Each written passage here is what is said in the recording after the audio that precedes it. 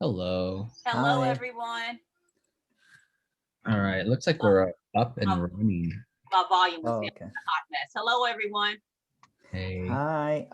Ruben, Yes. for some reason I have misplaced, which is the weirdest thing, my land acknowledgement paper.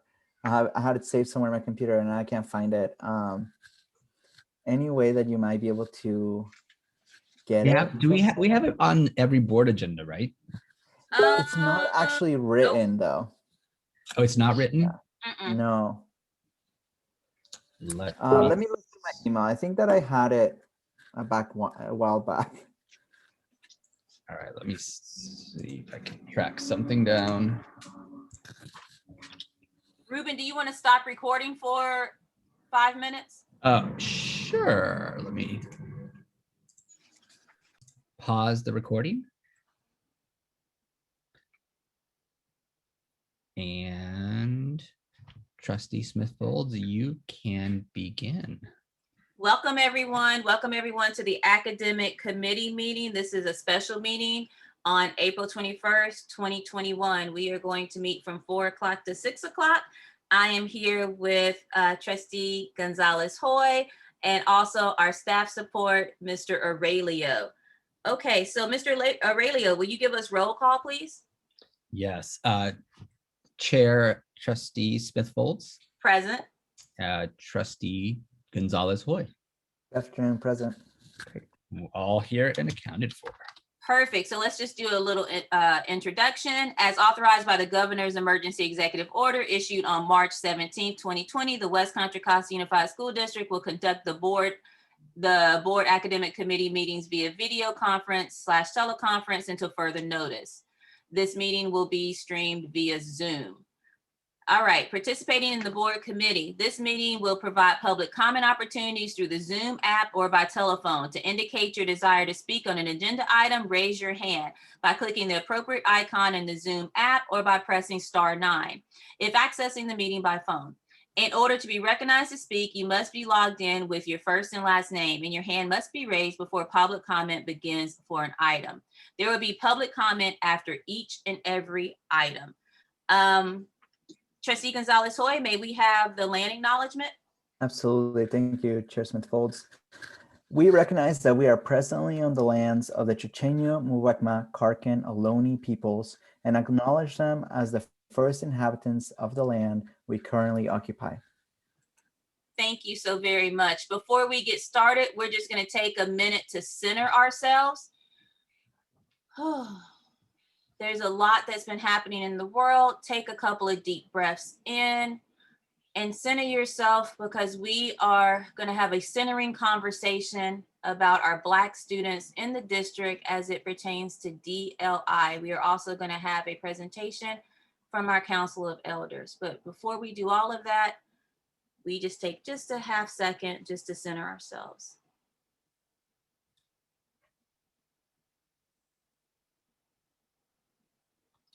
And just so you know, this is new for me. I'm from Alabama. We don't center ourselves in Alabama, but you know, I'm California now. I understand about the whole goat yoga and everything else. So I'm learning to center myself.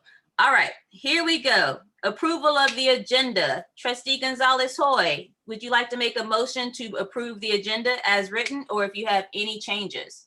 Yes, thank you. I am fine as written. I move that we approve the agenda. Perfect. I second that. And your vote, sir? Yes. Mine is yes also. Agenda approved. Moving on to public comment. Mr. Aurelio, if we have any public comment, everyone, you can go ahead and raise your hand. We're not really a stickler to it having to be raised like right now or the world's going to fall apart. Raise your hand, and then when you feel the spirit hits you, raise it again. All right, Mr. Aurelio, we're ready.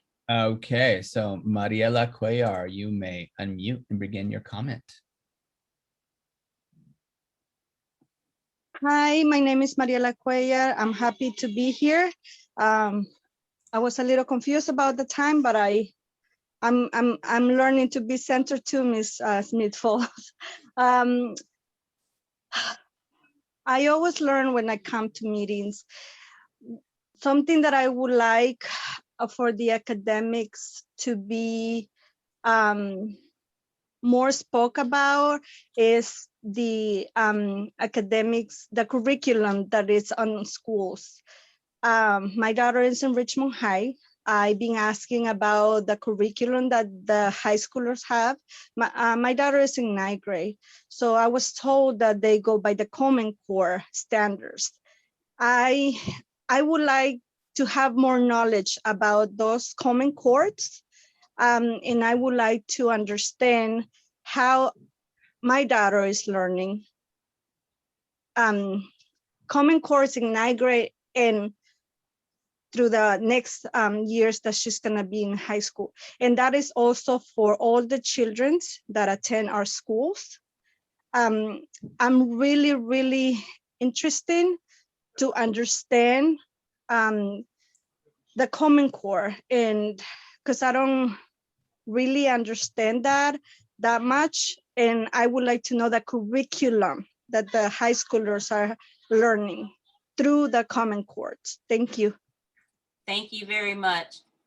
Trustee Gonzalez-Hoy, looks like we got another agenda item. Going over A to G credits, going over curriculum, going over Common Core standards. So just to make sure that parents are abreast of that, hopefully we can get it done this year, but if not, we definitely need to put it at the top of the agenda for next year when school starts. So everyone starts off with that knowledge about class choice, when we're doing choice sheets and those things that are coming out. So next year when we do our calendar, make sure we revisit that during the choice sheets selection. So parents will be able to help their students with choice sheets. We can also bring the counselors in on that can help explain it. Okay, I'm sorry, Mr. Aurelio, went to the left. Bloop, go ahead. Well, and I was still trying to find the timer as well. And I know we've been not as firm as in a board meeting, but I'm going to go ahead. If people can keep their comments to roughly about 2 minutes, it'll keep us flowing. Andrea Garcia Perez, you may unmute. Hello, everyone. I just want to thank you first and foremost to Mr. Demetrio and Ms. Jamila Smith-Foltz. Thank you so much for supporting educators. I am a teacher myself, and I just cannot thank you enough for always putting us in the front center in the board meetings. Like 1,000 thank yous, and thank you for defending us. As we say in Spanish, a capa y espada, so with the sword and the fist. Like, thank you so much. I am a special education teacher, and I am speaking in behalf of aides. I was actually an aide prior to becoming a preschool teacher for special ed, and I am not too happy on how they're not regarded as highly. And that looks in terms of their, at the end of the month, their paycheck is not the best. They are regarded as part-time employees. And I was an aide. It's hard work. I had many part-time jobs. That was the hardest, the most, stressful and also very rewarding job I ever had. So I would really like them to be appreciated when it comes to also just getting, higher income, and also when it comes to having actual proper medical care, because most of my aides do not have proper medical care. So I just want to speak in behalf of them, because I love my aides and I can never, ever in a million years ever could do the work I do without them. So I just want to let you know, thank you, I appreciate you, and that's it. Thank you so much. Thank you for the comments. Our next speaker, TJ Warfield. TJ, you can unmute. Hello. I've just found myself overwhelmingly disappointed with the district recently, especially around academics, but just the small nitpicky little mistakes that at the admin level that the district has been having, academics aside, does not help with that. But the fact that we're having to consider pulling our child out of the school that they're in, with their friend group, with their social community, in order to get our child a modicum of education, because even after skipping a grade, we have a whole separate curriculum for the child with distance learning, that the district just can't handle the idea that each child deserves an education, that it's very like, here's what's on the curriculum for this year and we're not going to stray from it. I don't remember having this challenge when I was a child. There were structures in place where a teacher wasn't stuck with students that were on completely ends of the spectrum of an individual struggling to learn versus an individual that's like reading encyclopedias and trying to get them a solid education. But we're having to consider doing virtual school because it's new enough with, so essentially, you know, the school is tailored to the kid, but I got to imagine that's only for a short time until it's again also set in its ways and turns into any other classroom as the district. But we have friends with IEPs that are legally binding that still aren't being met. And so just across the board, from the kids that are struggling to the kids that are just desperate to be challenged, the district's failing utterly. And I've gotten to the point where I don't know what else. We've tried everything. We've tried working with teachers, principals.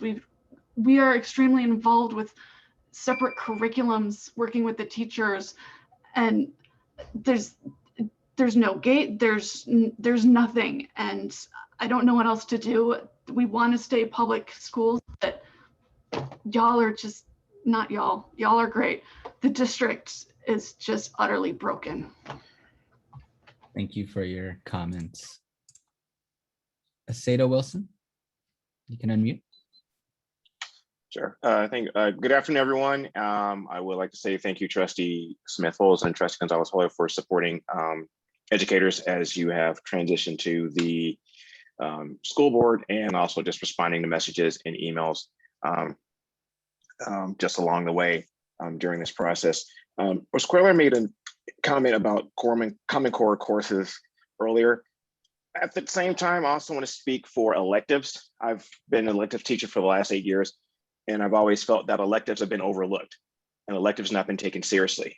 And what has been happening from my perspective is that not all core teachers, but core teachers have taken out students from elective classes thinking that, well, they can make up this work, they can make up that work, thinking that electives don't matter. And electives is actually a lot of the classes, when done properly, electives are the classes that would keep keeps kids in class, that would keep keep students motivated and whatnot.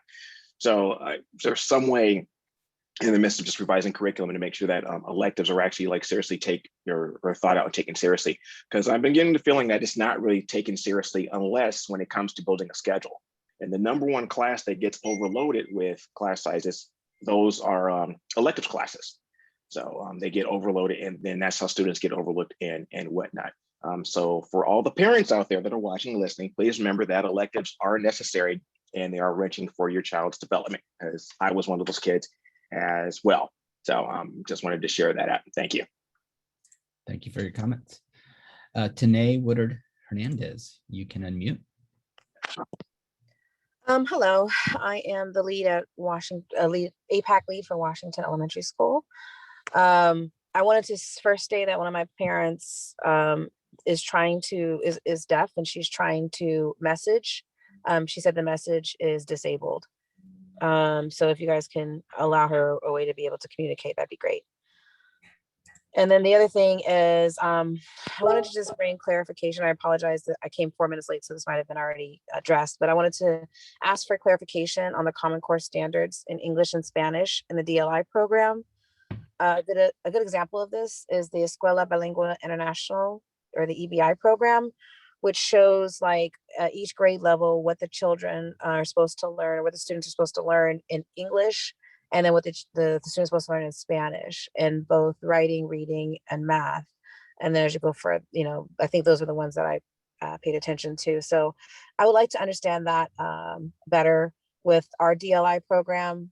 The program that I'm in, it's like, we were just told, we'll just wait, the kids will kick in third grade, and not giving real structure around like what they're supposed to learn, so that we as parents can help enforce that learning at home and partner with our teachers. I think that's really disconnected the partnership between parents and teachers on what the kids are supposed to learn.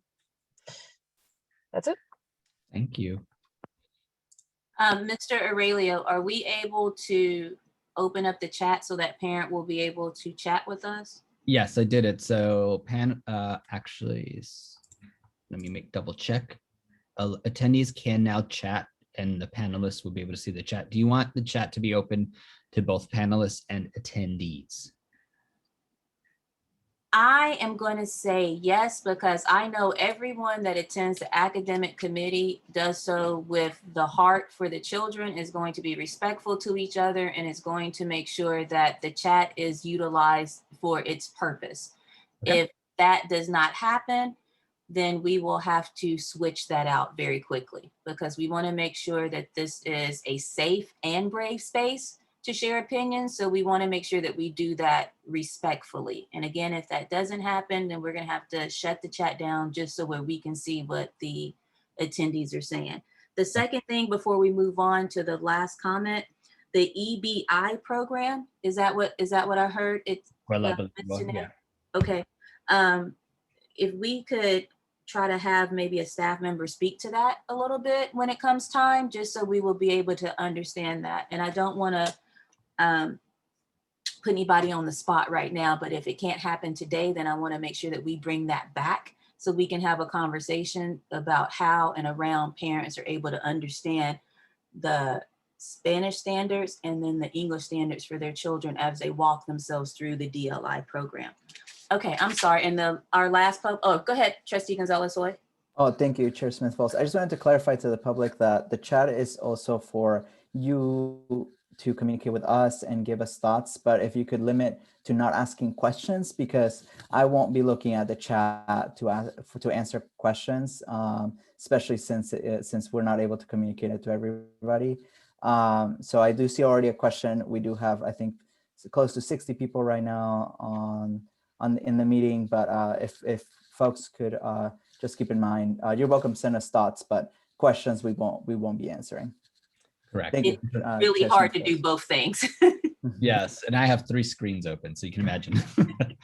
Our last commenter, Zalon Harrison, you can unmute. Ms. Harrison. Thank you guys for having this meeting. This is awesome. I love it.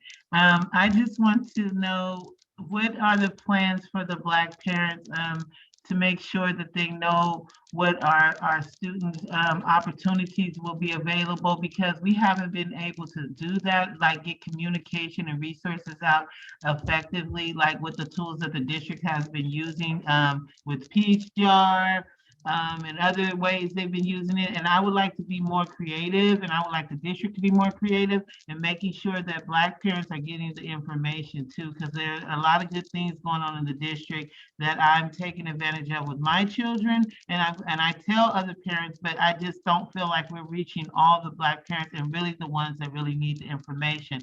My children have gotten a lot of good resources going back to school, and I know that there's other Black parents that would like those resources, and I just feel there's not an effective way to get that information out right now. Thank you. Thank you so much for that, Ms. Harrison. We actually started that conversation with Ms. Quaylar about communication and making sure that we can find ways to implement better communication processes, not just about the academic committee, but just in general. So that is on the radar. So I want to let you know that that's on the radar, and we will definitely start taking steps and strides to make suggestions on ways that we can increase communication with our parents. All right, Mr. Aurelio, that looks like that's all the comments. Is that accurate? That is correct. And so I'm just gonna, the agenda for this meeting is on our committee website. That says the agenda here, so we can see that again. I know we went over the agenda briefly at the beginning. So we are moving into the next topic, and that's going to be done differently than we typically do these topics. We do have a number of panelists, and I'm going to ask our panelists to just be patient with us as we work through this. This is our first time going through this process. So I'm going to have Director Resigno. She's going to kind of lead us in this work. There's a presentation that'll help guide this process. So Christy, you're able to share your screen, I think, if you need to. And then I believe we're starting with the administrators, correct?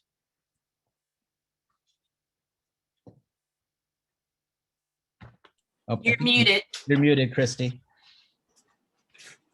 Thanks. Good afternoon. Thank you for your patience, and happy to be here with you this afternoon. For those of you I haven't had a chance to speak with yet or recently, my name is Christy Rusigno, and I'm your Director of English Learner Achievement and Literacy, and happy to be able to be here to facilitate a discussion around the ways in which we're striving to meet the needs of all of our learners, with the emphasis this evening on our African American students who are enrolled in our 2A DLI programs. Because I want the emphasis to be as much as in being bilingual, as we all know or are working towards a shared understanding of, it's a superpower. And our goal tonight is to underline some of those shared understandings around our emphasis on biliteracy. I'm going to spend a short amount of time sharing a little bit of information around building that shared understanding of why should African American students enroll in DLI if they're interested. Then provide a little bit of data around our current African American student enrollment in our programs. The strong majority of the time, as Mr. Aurelio alluded to, is going to be for our site administrators, DLI teachers, and DLI parents in our DLI programs to be able to have panel discussions. And then towards the end of our time, we have time reserved for Q&A. So as questions are coming up, please jot them down and possibly jot down which audience it's for or which panel it's for, and then we'll get to as many as we can. So with no further ado, I collected a little bit of information for us from the African American Linguist Society. And some of the reasons that if you are an African American student or a parent of an African American student, why you might want to consider enrolling in a DLI program. There are many reasons, but three of the main that are underlined with research are for business reasons. Study and knowledge of language has a great deal of influence on the economy, and it really just lifts up the opportunities that students will have in the future. There are also social reasons why we might want to consider enrolling African American students and all students in DLI programs, in that being a part of a DLI program, it can deepen a sense of what's called cultural pluralism, where language and culture are truly inseparable, and it really broadens horizons. And then the third reason that I'm going to underline this evening before we go into some of the data is around the academic reasons, and they can't be spoken to enough. The study of language, it impacts the verbal areas, and also it can help students develop greater cognitive skills and mental flexibility, creativity, divergent thinking, and higher order skills. And the value of such an education where a student is becoming not only bilingual, but biliterate, where they're able to speak, read, and write and communicate in two languages, it not only has job-related advantages, but also adds a dimension of understanding of people and cultures. And so those are three of the main things that I wanted to share with you this evening. There's more information here around bilingualism and some of the positive effects of it. But as mentioned, I want to make sure that we're going to have the most time with our panel. So this information is here for you if you would like more around some of the positives of bilingualism. And some of our own dual language programs.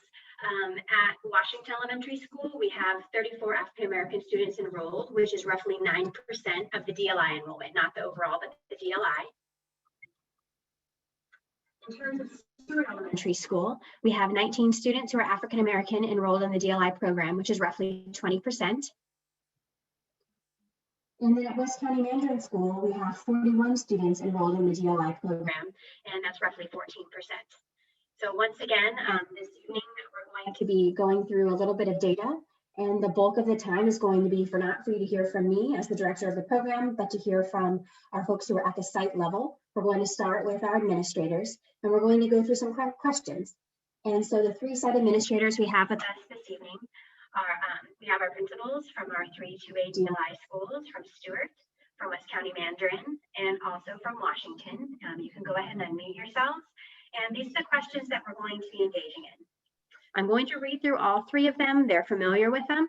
And do remember, as you have questions that are coming up for you or things you might want to say, those of you who are listening in, please do jot them down. We will have space to field those questions that might come up for you.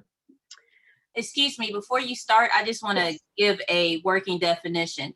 Will you tell us exactly what two-way DLI stands for? Absolutely. So definition of two-way DLI means that there are students who are in the program who speak the target language, which in the case of our programs is Spanish, and also Mandarin at West County Mandarin. And then the other part of DLI enrollment is students who are not speakers of that language are really looking to grow language in both. So it's really building biliteracy for both students in both of the target languages. which is different from our developmental DLI programs, which we have the most of them, which are solely focused on English language learners. These programs are not solely focused on English language learners. They're actually focused on multiple populations. Thank you so much. You're welcome, no problem. All right, so the first question that I would like for us to dive into are, what do you do to support African-American students enrolled in DLI programs at your school? And so you can take a moment to think about what you would like to say, and not every principal has to respond to every question. That's kind of the way panel goes. Who would like to start?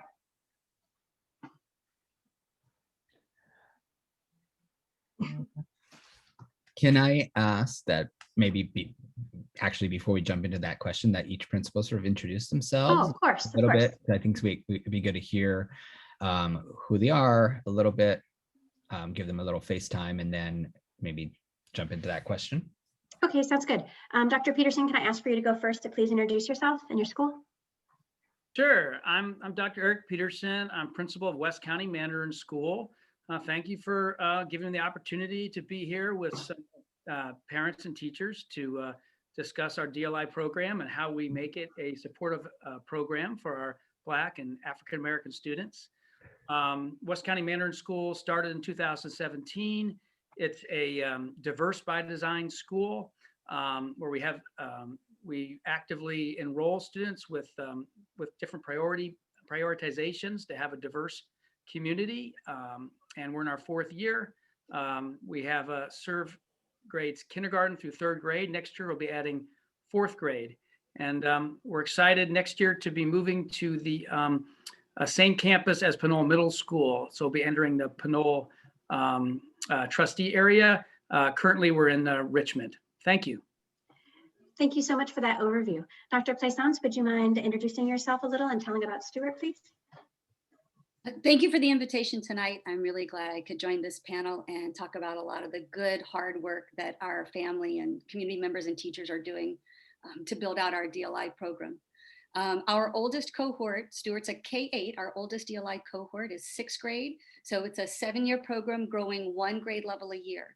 Next year, we'll be growing into 7th grade. And so 2 years from now, we'll be able to say that we are a full DLI school, all grade levels. You know, just like we started this meeting off talking about the complexities of identity and culture and language for all of us, and it's how we attach meaning to the world around us, even our snapshot of numbers, right? The number of African-American students in dual language, for us, we recognize that there can be a little nuance to it. We have families who identify as African-American, as biracial, and as multiracial, and those are often parts of their identity that are affirming within the program, and one of the reasons that drives why they want to stay. So one way that we've worked to support our students and families is that, oh, are we doing questions yet? This is just the intro, huh? Just brief intro, and then okay. Principal from Washington will go next. Thank you so much.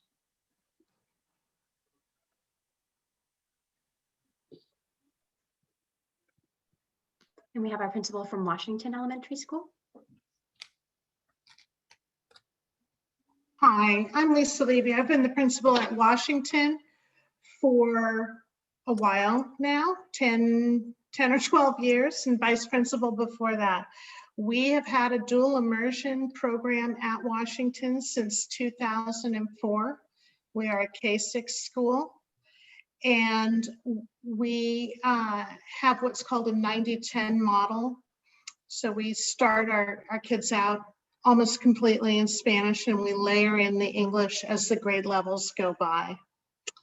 And that's what we are. We have 2 tracks, or we used to. We're slowly becoming a complete dual immersion school. And so we still have two classes at the traditional program at the school. Those are all upper graders. Thank you so much. And so now we can turn to the panel questions. The first is, what do you do to support African-American students enrolled in your DLI programs at your school?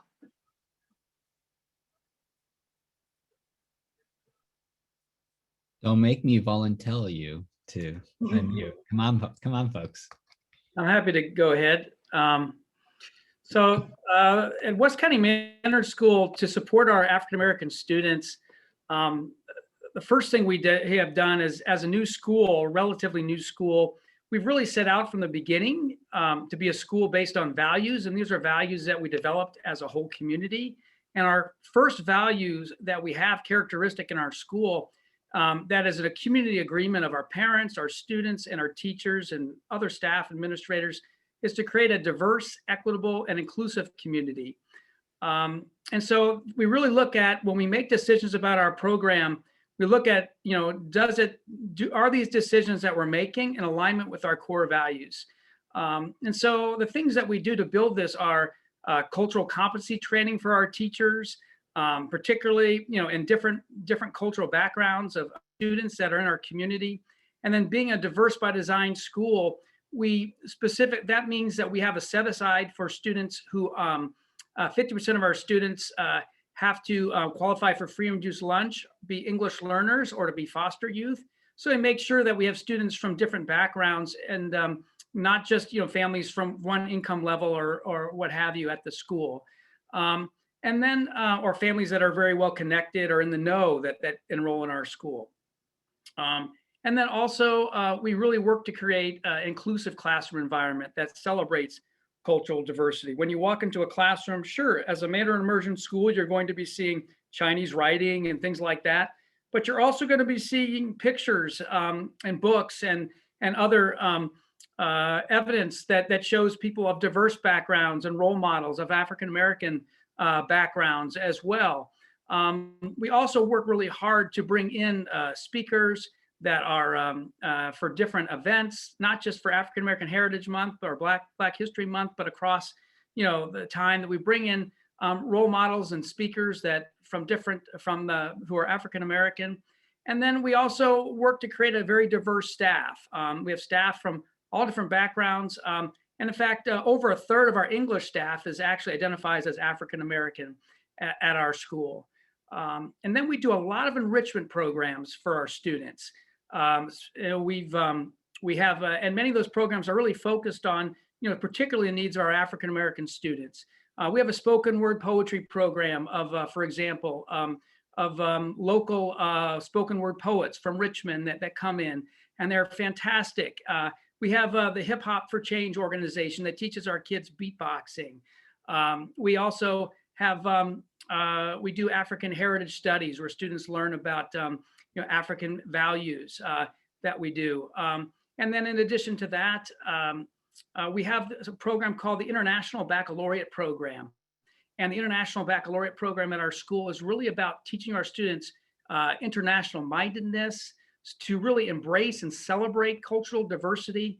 We don't have all students come in and make them conform to one type of cultural norms. Certainly we have certain norms at the school to support learning and healthy relationships, but we celebrate the cultural diversities that students bring to the school in that regard. And that's part of the International Baccalaureate Program.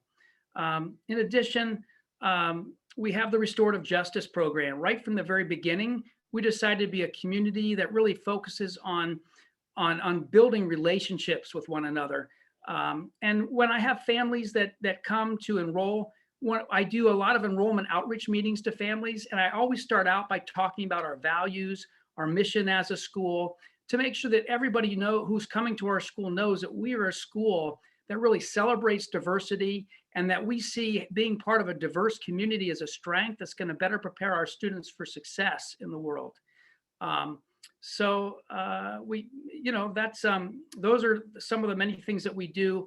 We also we're excited. We just started piloting a new program for our African American students, which involves the valedictorian of the Chinese Studies program at UC Berkeley is a young lady who's African American, and she is actually providing tutoring for our African American students as a role model of someone that looks like them, that is highly proficient in Chinese. So, and these are some of the many things that we do to really focus on the needs of our Black and African American students at West County Mandarin School. Thank you, Eric. Lisa or Julie? Washington does try and provide a variety of different supports for African-American students. One thing that we've done for, I think it's about 3 years now, is after-school mentoring specifically for African-American students. We have purchased multicultural libraries for every classroom and really worked on building the school library out by purchasing books around African-American history and notable individuals. We invest in supplemental curriculum for all grade levels that students can use at home and at school. Things like Raz Kids, iStation, ST Math, more Starfall. So stuff that, curriculum that works at different grade levels. So something for everyone is what I'm trying to say. There's something for the little ones, something for the big ones. We try to offer certificated tutoring for students after school who need additional support. We are right now participating in a PD series promoted or taught by Ms. Shiloh that will help the teachers to incorporate African-American history into the daily curriculum. So all my teachers will be participating in that this spring. We try to supply parents who are looking for a little support with the curriculum in English. So if the math is too much, if they can't help because they can't read the math book, we'll give them the math book in English. They can take a look at the lesson and then maybe sit down and be able to support their student.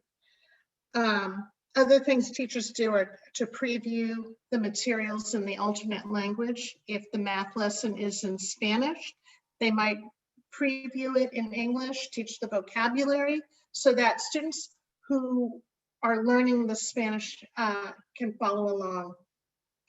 And another thing that we have done for many, many years, as long as I've been at the school, which is close to 30 years at Washington now, is our African American History Celebration. This year it was online, it was fabulous.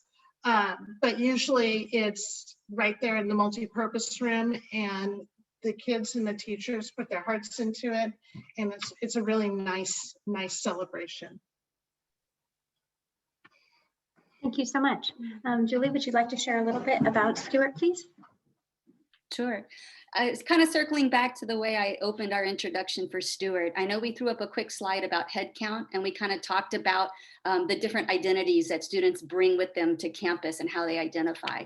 So by the counts that we were using on a K-8 campus, with DLI program stretching from K through 6 right now, we count 30 of 115 students, or 26% of our DLI enrollment are African-American students, which made us excited to come to this conversation today. If you were to look at Stewart K-8, so you would include 7th and 8th grade, which does not have a DLI component, but you looked at African-American students as a composition of our campus, the overall average is 20%.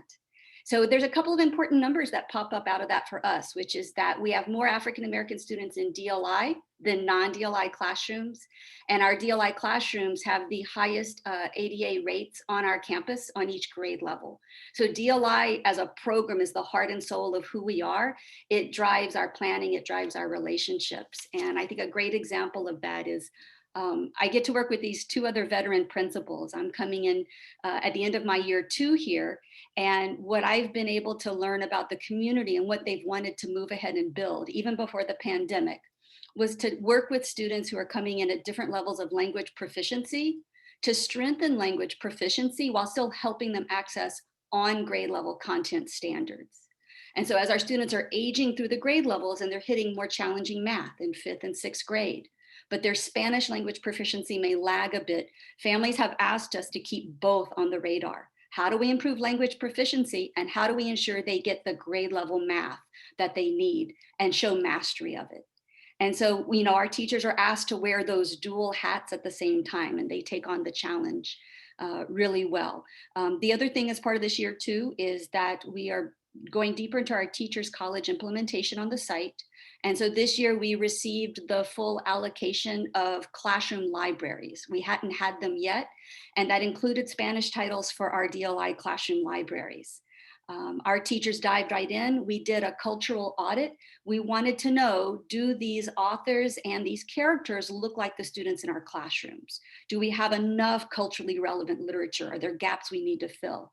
And on top of that, we needed to map on a K-8 school where students have a wide range of Lexile levels. So you may be in a 5th grade classroom, and you may take a STAR reading test in English that you're reading at 4th or 5th grade level, but you're struggling in Spanish proficiency, and your Spanish may be closer to a 3rd grade level. We have to be able to flex our classroom libraries and materials to meet those needs. And so what we did from the time that we got our inventory and resources in August through about October, November, is that our teachers reviewed their STAR reading data in English and Spanish. They looked at that range of students and the clusters of different Lexile levels in their classrooms. And then we had to do a little bit of the trading, right? You're the 6th grade teacher, but you have a group of your students truly struggling to read at 2nd grade. Can we supplement that classroom library? We have a 3rd grade classroom with a cohort of students that have just taken off in their reading, and they need above grade level materials.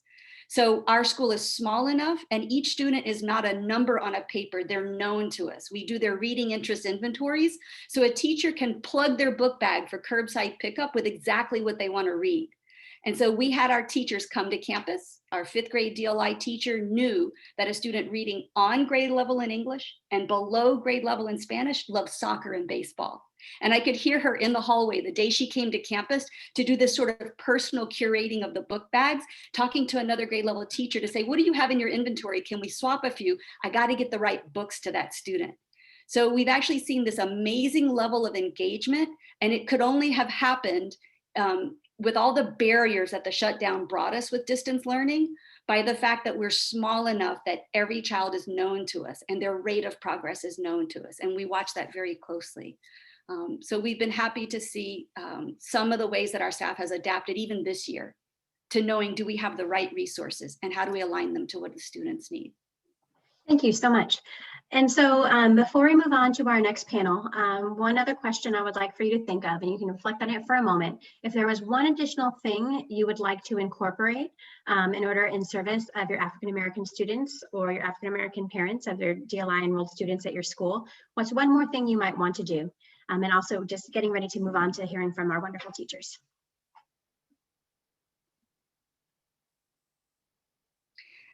I think what I would say for in our case is that we've really taken this year to reflect on where we are as a program. I talked to you about kind of auditing our fundamental building blocks. Do we have the right resources allocated in the right way? Do the teachers feel supported with both how their time is allocated and how materials are put out there, right? Because that planning time. I don't know any teacher that wants to spend an hour looking for the right video or the right book. They just want to write an awesome lesson plan and decide the tools for assessment, right? We don't want them playing detective and searching forever. So that's what we've done to beef up our support systems. What I'd like to be able to do for next year is our DLI team has taken a deep dive into using iStation data to remediate students struggling with Spanish proficiency. And we've looked at some dynamic groupings of students during readers, writers workshops, that small group breakout time. So in distance learning for us, that 2 to 3 o'clock window, we had a significant number of teachers decide not to call it office hours. They called it conferencing time. And it set the tone for students that I want to see you. It's like an appointment, just like the doctor every year. I see you every Monday, or I see you every Monday, Wednesday, if you need that extra time. And so in our conferencing, they were able to look at iStation goals. They were able to really dial in with that. And they've been piloting how this grouping works. So we like to kind of think of ourselves as incubating some of the early concepts of what a DLI Learning Center might look like, right? We know Learning Center can remediate students struggling with literacy on the English side. And we would like to get to a point next year of beginning to explore what does that look like on the Spanish side. Thank you so much. Eric or Lisa, do you have anything to add around what one more thing you might want to be thinking about for your African-American students enrolled in your DLI programs? It's okay if not. You've shared already a lot of amazing things you're already doing, but just in case. I do. All right. You know, there's a lot of things that would support our program.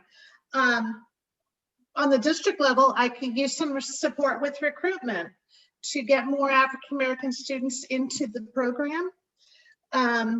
We could use some support with getting accurate assessments for all students so that we can gauge Spanish language acquisition. A really important thing for Washington would be having someone take a look at that time and content allocation. The time and content allocation is how much time is devoted to each language throughout the day and how it's allocated, what subjects are taught in which language. Currently, for some of our grade levels, the social studies and science are to be taught in Spanish. However, those adoptions were from 2007 and 2008. So you can't even get the workbooks in Spanish anymore. That's as good as putting everything in English. And then the math was moved to English. That needs to be corrected. We could use some bilingual support personnel. So RSP could be bilingual. That would help us immensely. And always, of course, more tutoring, better communication. And I personally would really like to see some parent workshops after school so that parents can learn a skill in Spanish and be given the materials to go home and feel confident supporting their students with that. That's Washington. All right, thanks for sharing some of the things that you would like to have, and one thing that you might want to have at your own, that you might want to hold for your own school.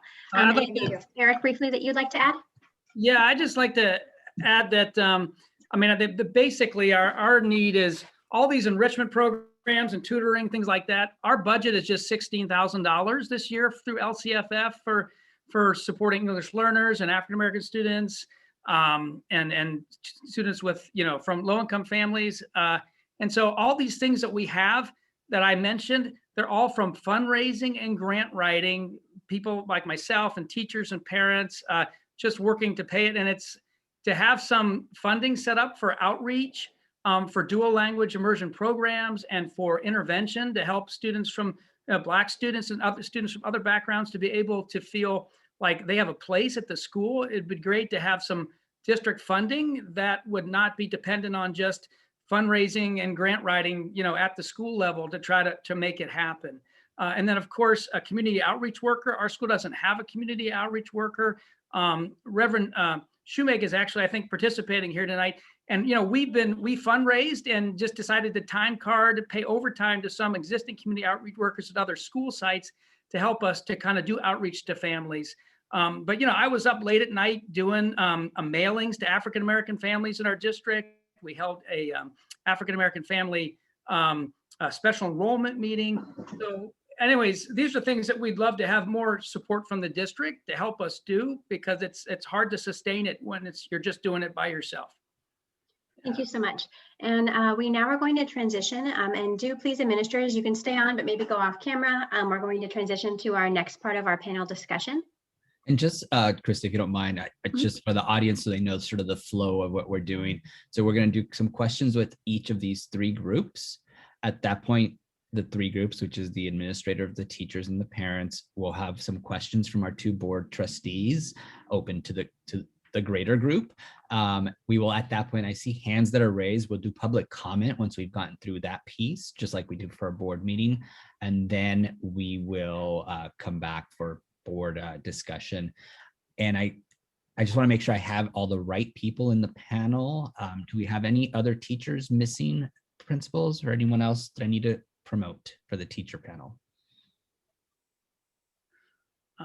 We should have Marisha Johnson and Gia. So Marisha is with us. You can come on camera, Marisha, or unmute. And G is also with us. Any other teachers I need to promote? Maestra Lita, she's with us here. Washington didn't have any teachers who were able to participate. I think Kristen Jones. She's with us. Oh, okay. Yep. So Kristen, you can I apologize. I hadn't realized. Is there any? Mr. Aurelio, we're going to ask questions of the admin right now, and then we're going to go into the teacher panel, ask questions of the teachers, go into the parent panel, ask questions of the parent, then go into public comment, and then discussion. Is that accurate? So Christy was leading the questions with each of the groups. then we're going to turn it over to you two, you and Demetrio, to ask questions of all three groups will be Okay. available. Yeah. Okay, got it. So we're gonna go through, now we're gonna go through the teacher panel questions, then the parent panel questions, and then the board's gonna ask questions, and then we're gonna do public comment and then Correct. discussion. Okay, so everyone, audience, hang tight. We have two more discussion panels to get through, and then we're gonna start asking questions. So start formulating your public comment as well. Thank you, Mr. Aurelia. No problem. I almost called you Mr. Rubio. Thank you, Mr. Aurelia. No worries. All right. All right, and so now we'll turn it over to the teachers. And once again, the intention of this is that you'll be able to hear multiple perspectives before you start with some of your questions. And so teachers, if you want to reflect on these three questions: what do you do to support African-American students enrolled in DLI programs in your class?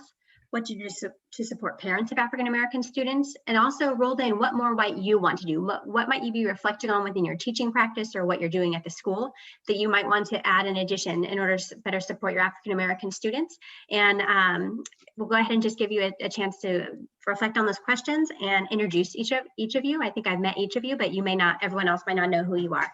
And so we'll go ahead and I will call on Ms. Johnson. Would you mind please introducing yourself first? Hello, my name is Marisha Johnson, and I'm a teacher at West County Mandarin School. And what got me interested in this school is when I was in second grade, I was taught by a German missionary. I was taught Chinese. And I, to this day, know my numbers from 1 to 100. And I think it's an awesome experience to be able to learn Mandarin. And I'm on Duolingo now, and every week I flip the class for a number of minutes and I'm speaking in Mandarin, and the kids get a chance to teach me, say, no, that's not right, Miss Johnson, this is how you say it. So I'm having a wonderful time learning and enjoying this journey. Thank you. Thank you. Miss Lita, would you mind please unmuting yourself and having a brief introduction? Hello, everyone. Thank you for the invite. It's a pleasure talking to all of you. My name is Maestra or Monica Lira, and I'm the second grade teacher at DLI Stewart. And this is my first year as a teacher and my first year in the district in general. Excellent. Ms. Jones, would you mind please unmuting and introducing yourself?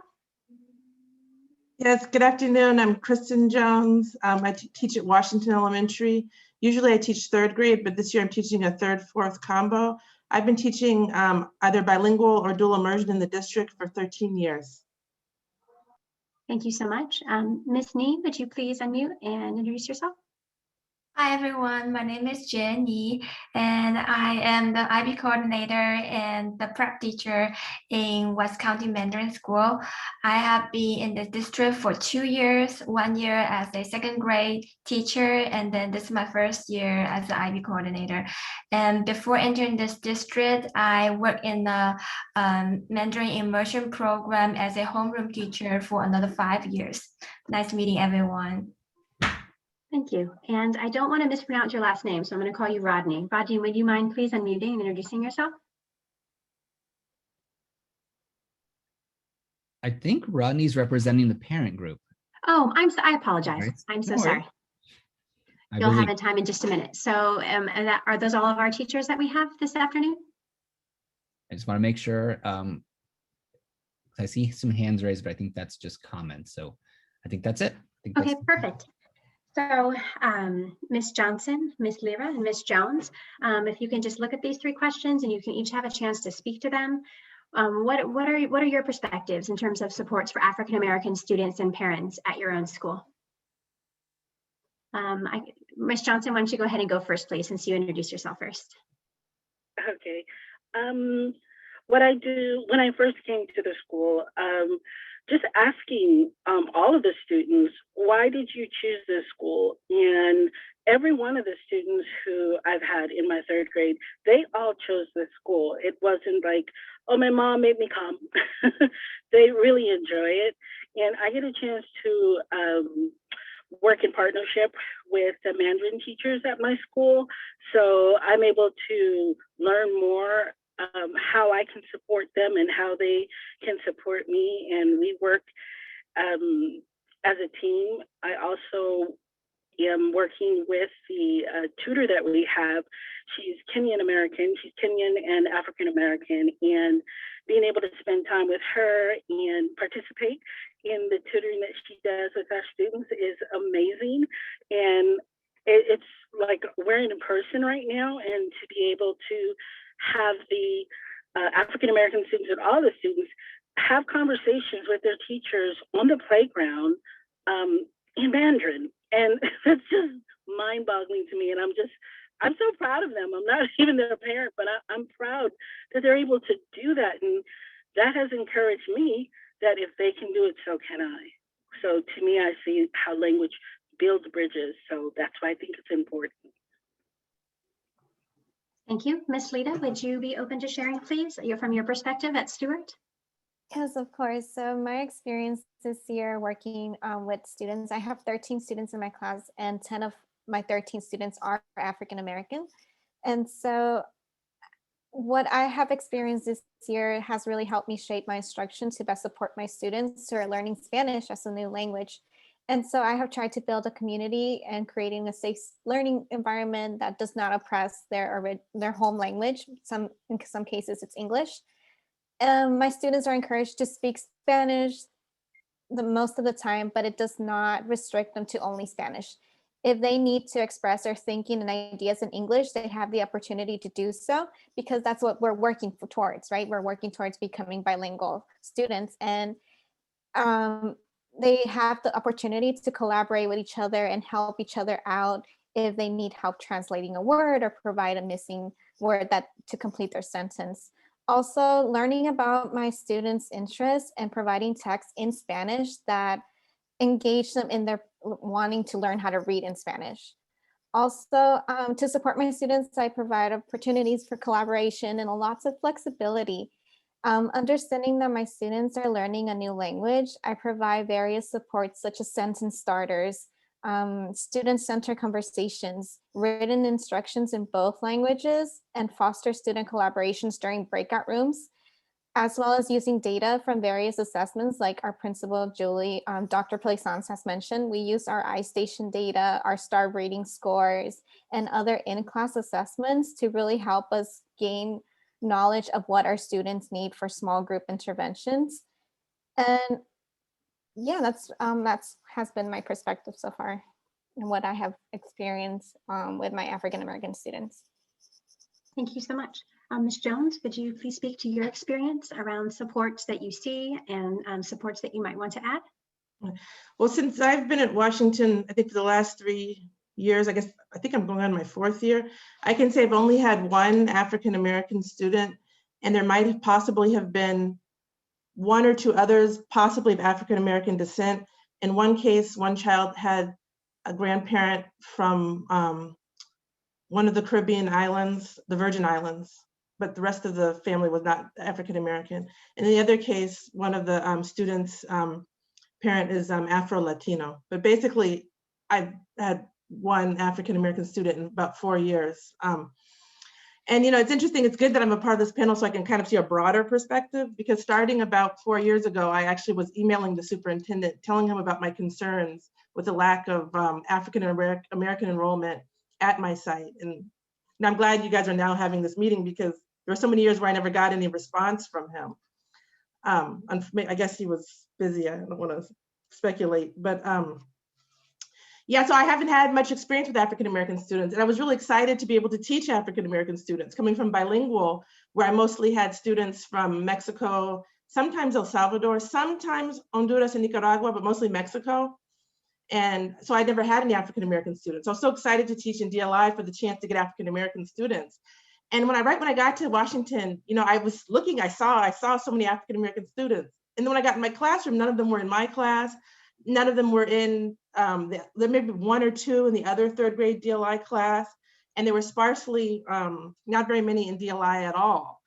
And so I was very disappointed with that. And when I started looking at the data, what I saw, in fact, which I've shared with administrators, and not necessarily my principal, but I shared it at the district downtown, shared with the superintendent, was that what you see was that the dual immersion program actually displaced many African-American families from Washington because the majority of African-American students were enrolled in the traditional English program. And also, if you just reflect on the word dual immersion, if you reflect on the word bilingual, it presumes an interchange between two groups. And what are those two groups? Standard white American English speakers and standard, let's say mostly mestizo Spanish speakers. It's not including people from Central America and Mexico who speak who speak they call it a dialect, but who speak languages other than Spanish. There are many people in Mexico who might speak Spanish, but they also speak other languages. Dual immersion doesn't include them. Dual immersion is presuming an interchange between standard English speakers, white students, and it's not acknowledging that African-American students and families bring something to the table. What do we bring? We bring our culture, we bring our language, we bring our heritage. And I feel like that's never been acknowledged at DLI. And I'm not saying that to point out the finger at anybody on my campus, because frankly, my principal has been very supportive to all of my needs and all of my ideas. She backs me. So it's bigger than me, it's bigger than my principal. I mean, I don't want to go on about how much I love my principal, but I really do I like her a lot. And I like the teachers I work with a lot. So it's not personal to any of that. It's more systemic. And if you were to actually Google dual immersion and gentrification, many articles would appear, many dissertations would appear. So systemically, dual immersion has been used to displace poor students, these people who might be from Mexico and Central America, but might not be speaking standard Spanish. It's been using to displace lower economic people and African Americans. And unfortunately, unintentionally, I think that's happened to some degree at my school. And I would just add that I think also the process of how the dual immersion program was adopted did not take into account the fact that Washington Elementary was an African-American heritage school. It was a resource to African-American families in the community, and to the Black community. So by making it into a dual immersion school, you left out all these other people and you really did damage to the Black community. So there's got to be some, there's got to be a correction to that. And I think it's a little too late to say that the correction is, oh, we're just going to recruit them to the dual immersion program. Well, I mean, did you talk to Black parents to see if that's what they wanted? And I have to say, I'm the only Black teacher at my school. Now, let me give a caveat to that. There's a man named Robert Ellis, who was a big member of our union. Demetrio probably remembers. But Robert Ellis has been doing so much stuff on the state level in terms of our union that he's rarely at the school. So I'm the only African-American teacher at the elementary school. We do have an African-American preschool, and I'm not sure if she's a teacher or a teacher's aide, but she's there. But it's basically just me that the students see. But I think it's important they see an African-American teacher. I try to share my heritage as much as I can. I try to make sure there's multicultural books, African-American books. I talk about Afro-Latinos. I answer questions they have about my heritage. Recently, I became Muslim. I answer questions they have about Islam. So I feel like I'm just sort of a walking resource in a way, but I'm also flawed. And so I'm just a flawed educator trying to participate in this discussion. And I'll be quiet now. Thank you so much for your perspective, Ms. Jones. Ms. Nee, do you have anything to share? Yeah, sure. So I will share at the beginning of our school year, teachers really take time to get to know the students and families. So I know some of our teachers send survey home to know what the students' interest is and what their challenges are. Our teachers do collaborative planning with each other, even across grade level.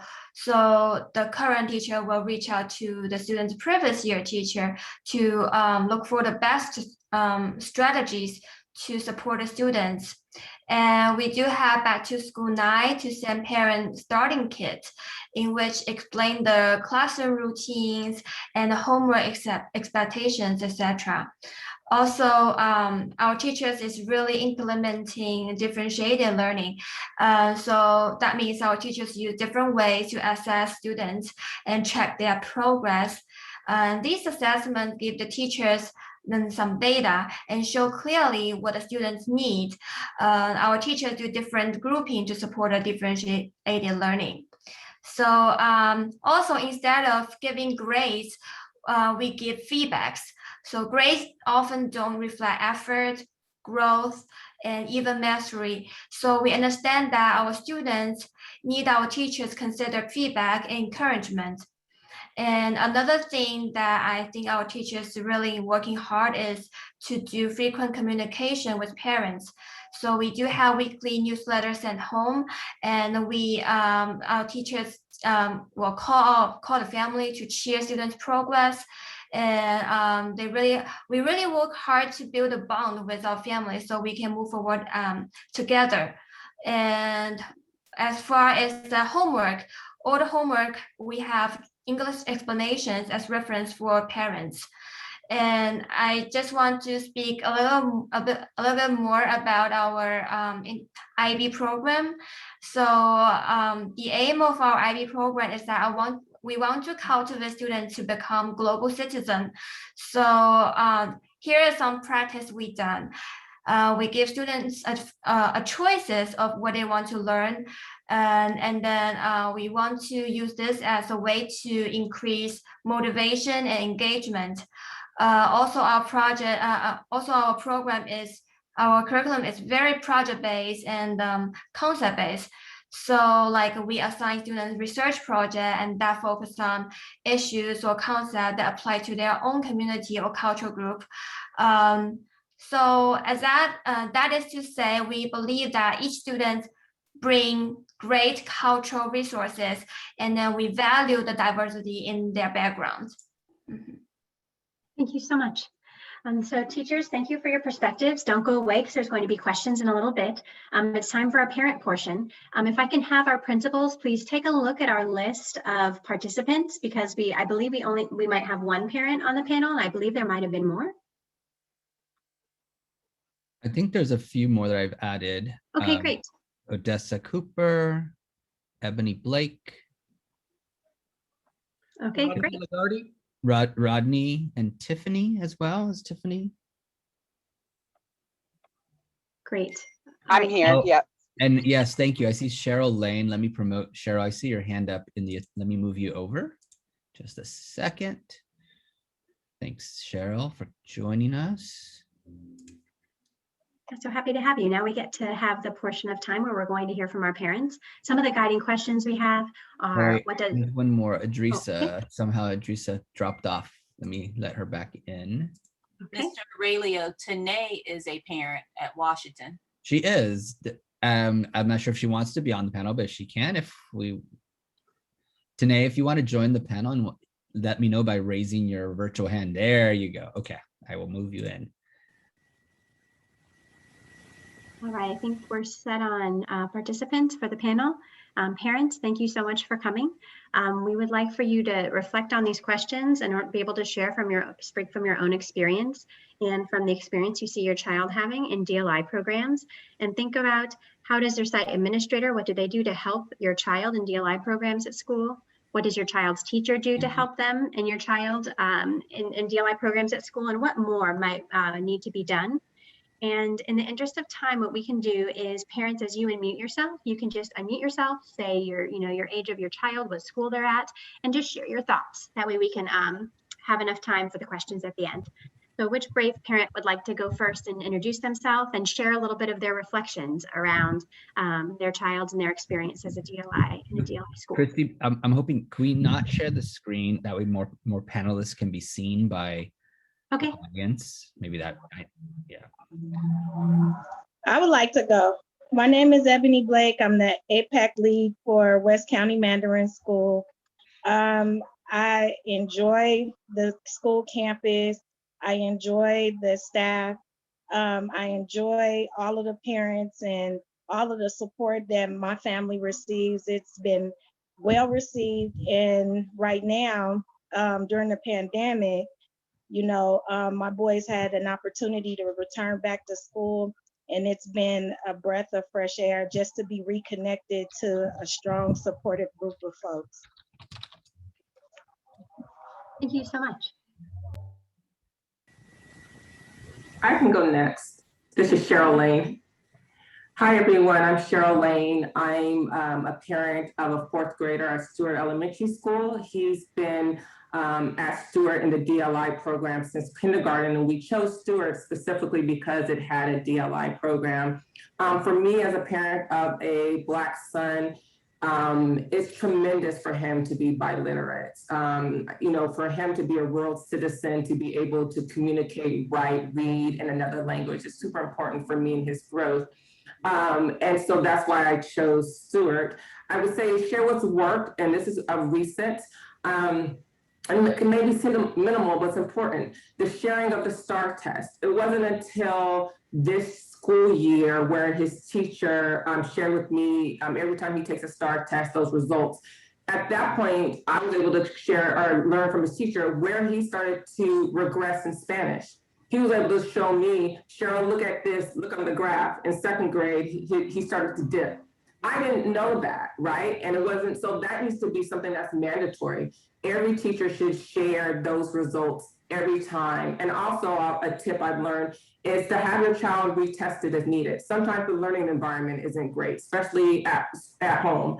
And you can have that done for your child, which has helped my son. Lastly, as you all know, not all you all, I sit on this district's DLI committee. And so this is something I advocate at each meeting. I'm going to advocate for it now. And I've been advocating it since last school year. And then I've heard it mentioned by both the principal and another parent this afternoon. It is critical that this district has Spanish language arts standards and assessments. Why? It's important to understand how our children, our students are progressing in DLI programs. It's important for me to understand what my son should be learning at each grade and how the district and I can measure his progress. I found out through distance learning, just because we sit, a couple of feet apart during the day, that he had regressed, and I didn't know that. So I need to know at every level, after kindergarten, what should my son know? Which verb should he be able to conjugate? We're not a Spanish-speaking household. I need to know what are the standards by each grade level, what are the standards for reading, writing, and I think it's a tool that, if provided, would help parents to monitor each grade level. Okay, my son knows this, or my daughter knows this, but they don't know this. What additional support? Lastly, I'll say that right now I'm giving my son additional tutoring that I pay for in Spanish, but many, many, many parents can't afford it. I'm fortunate that I have the resources, but that's something that's something that should be provided for every student if needed, just to bring them up to where they need to be so that they aren't falling behind, because my son has regressed and I'm just trying to bring him up to grade level so he's not passed along. So thank you for this opportunity. Thank you so much, Ms. Lane. I see Tiffany Snow White, your hand is up. Would you like to share? Hi, my name's Tiffany. I have a fourth grader like Cheryl. We've been in Stewart together, our son's in a class in kindergarten. He's in fourth grade now. I have a daughter that will be entering in kindergarten in the fall, fingers crossed. And just, I guess, a couple of comments just in general about the DLI program. I was very, any parents listening, I was hesitant about it in the beginning about maybe falling behind in English, but I definitely found it a very, very useful thing for my son to learn how to read. Even just, it was, I was surprised, but then it kind of clicked that, Spanish in particular uses, the Latin roots is kind of an easier language to learn than English, and sounding things out when you're beginning really was helpful, learning Spanish first, and it translated really easily into English, and he's an avid reader and loves reading more in English now than Spanish, unfortunately, but I just wanted to make that comment. I do think it's obviously been a really difficult year. I hear Cheryl on the regression a bit. I don't know if that, I attribute a lot of that to the year that we had and not just being in person. So that was hard, but knowing those STAR test results our teacher, kind of going through that with us and being able to retake those tests, given the environment we're in, has been really helpful.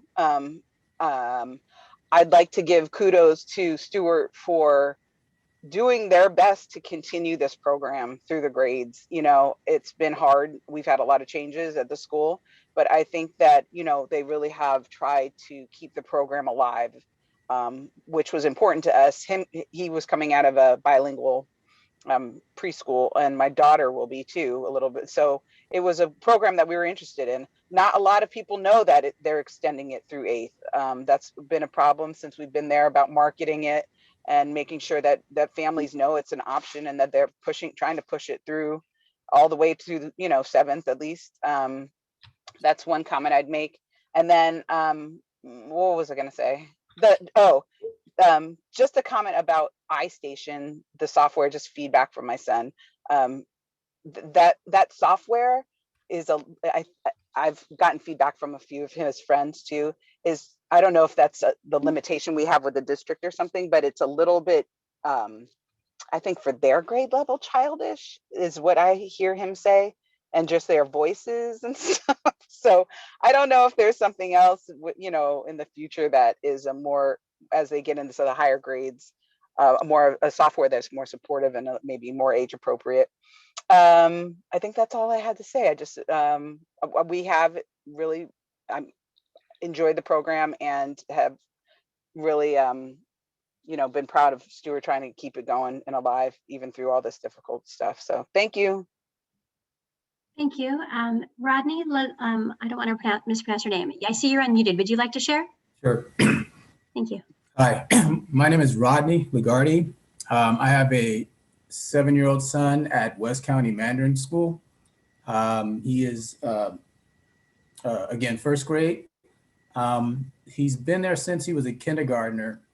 I think my situation or our family situation is a little unique because he's been involved in Mandarin speaking, Mandarin immersion since he was about 10 months.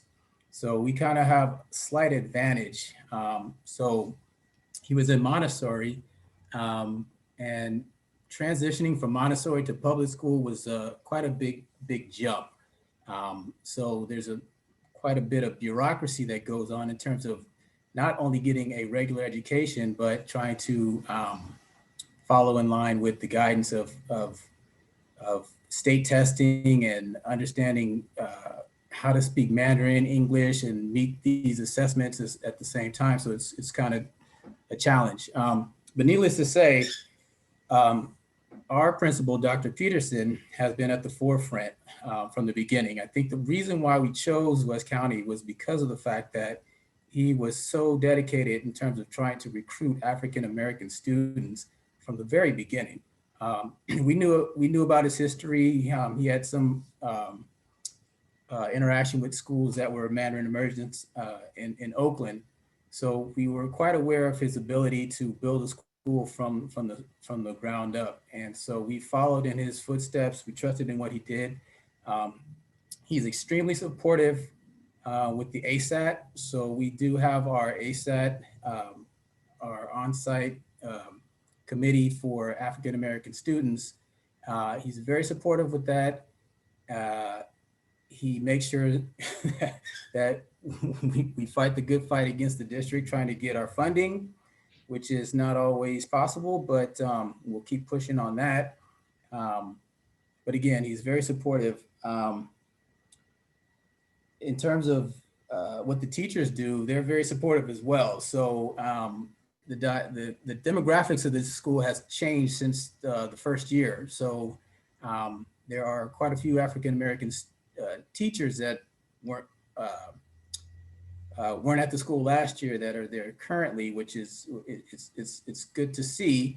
So there's progress in that regard, but there is definitely an effort to incorporate a lot of Black history and just anything that's supportive of African-American students. It's there, it's being provided to us. So I appreciate that. In terms of what might be done going forward, that's a tough question. I guess we could save that for another day, but I do want to say that I support West County Mandarin School and everything that Dr. Peterson has done and everything that the parents have done. And I will say this, back to what Dr. Peterson said earlier, assistance from the district is crucial. We find ourselves doing a lot more work that is not being done at the district level. And that has to do with recruiting, and it has to do with financing as well. And I don't really think that's acceptable. The parents put in a lot of work, the PTA puts in a ton of work, and we are always finding ourselves financing our own projects. And I think that has to change. So in terms of doing something a little bit better, I'd say that's the one key. But as far as the language immersion goes, I think it's critical for African-American students, whether they're speaking Spanish, whether they're speaking Mandarin, this is going to take them to another level. And I truly believe that it should be something that all students are guided to, but particularly African-American students, because it's not something that is encouraged of us. And so to see such a large group of people that are finding this route, it's very satisfying to me. So I appreciate it. Thanks. Thank you so much. Ms. Cooper, would you like to speak? Yes, and for full transparency and disclosure, Rodney is my husband, and we, our son is a first grader at West County Mandarin School. He just took all my thunder. We're sharing thoughts even from different parts of the house. But I do want to just sort of to illuminate some of the other comments that have come up today. First, to how our site administrator, Dr. Peterson, is supporting the African-American community. I want to say that, you know, from the first instance of meeting him and becoming familiar with the school, he was very open-minded and also very accessible.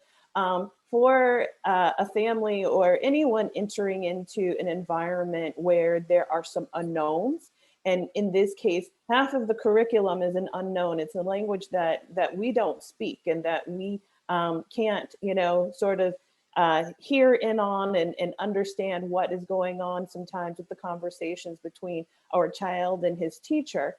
There has to be at the forefront and at the foundation trust and understanding that the child's interest, the children's interest, are at the top of everyone's minds, and that is what is going to be addressed first. That gives everyone more comfort and a better place to have a relationship going forward to build the success for the community at a whole, but particularly when you have children or families that are just trying to instill or gain footing and really be able to latch on and take hold to the curriculum that is being taught that is foreign and not familiar. That's really, really important. It's imperative. Additionally, as my husband mentioned, we came to West County Mandarin after our son had already been in an immersion program. And we specifically wanted to come to West County Mandarin because of the diversity. Some of the other schools that we looked at to continue our son's education with Mandarin did not have that at all. They didn't offer that. That was not a component.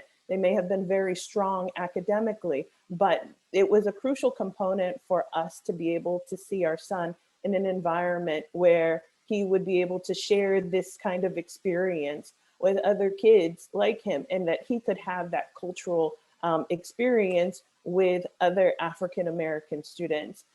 So we've been wholly satisfied in that respect with West County. And then the one last thing that I will say as well is I would also like to reiterate that resources are also crucial. Dr. Peterson mentioned Njeri Lauscher, who is a tutor that's working with our children now.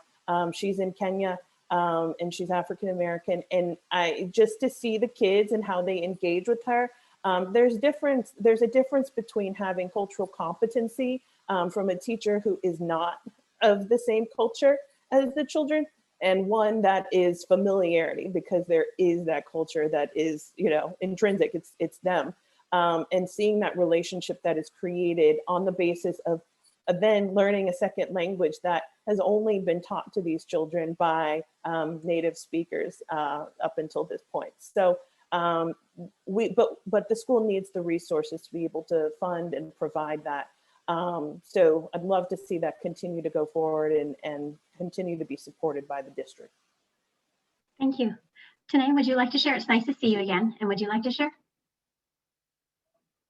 Yes, nice to see you too. Okay, so the question, I'm trying to remember the entirety, but the first thing was like, what's going right? So for us, so I'm Tanae Witter Hernandez. I'm a APAC lead for Washington Elementary.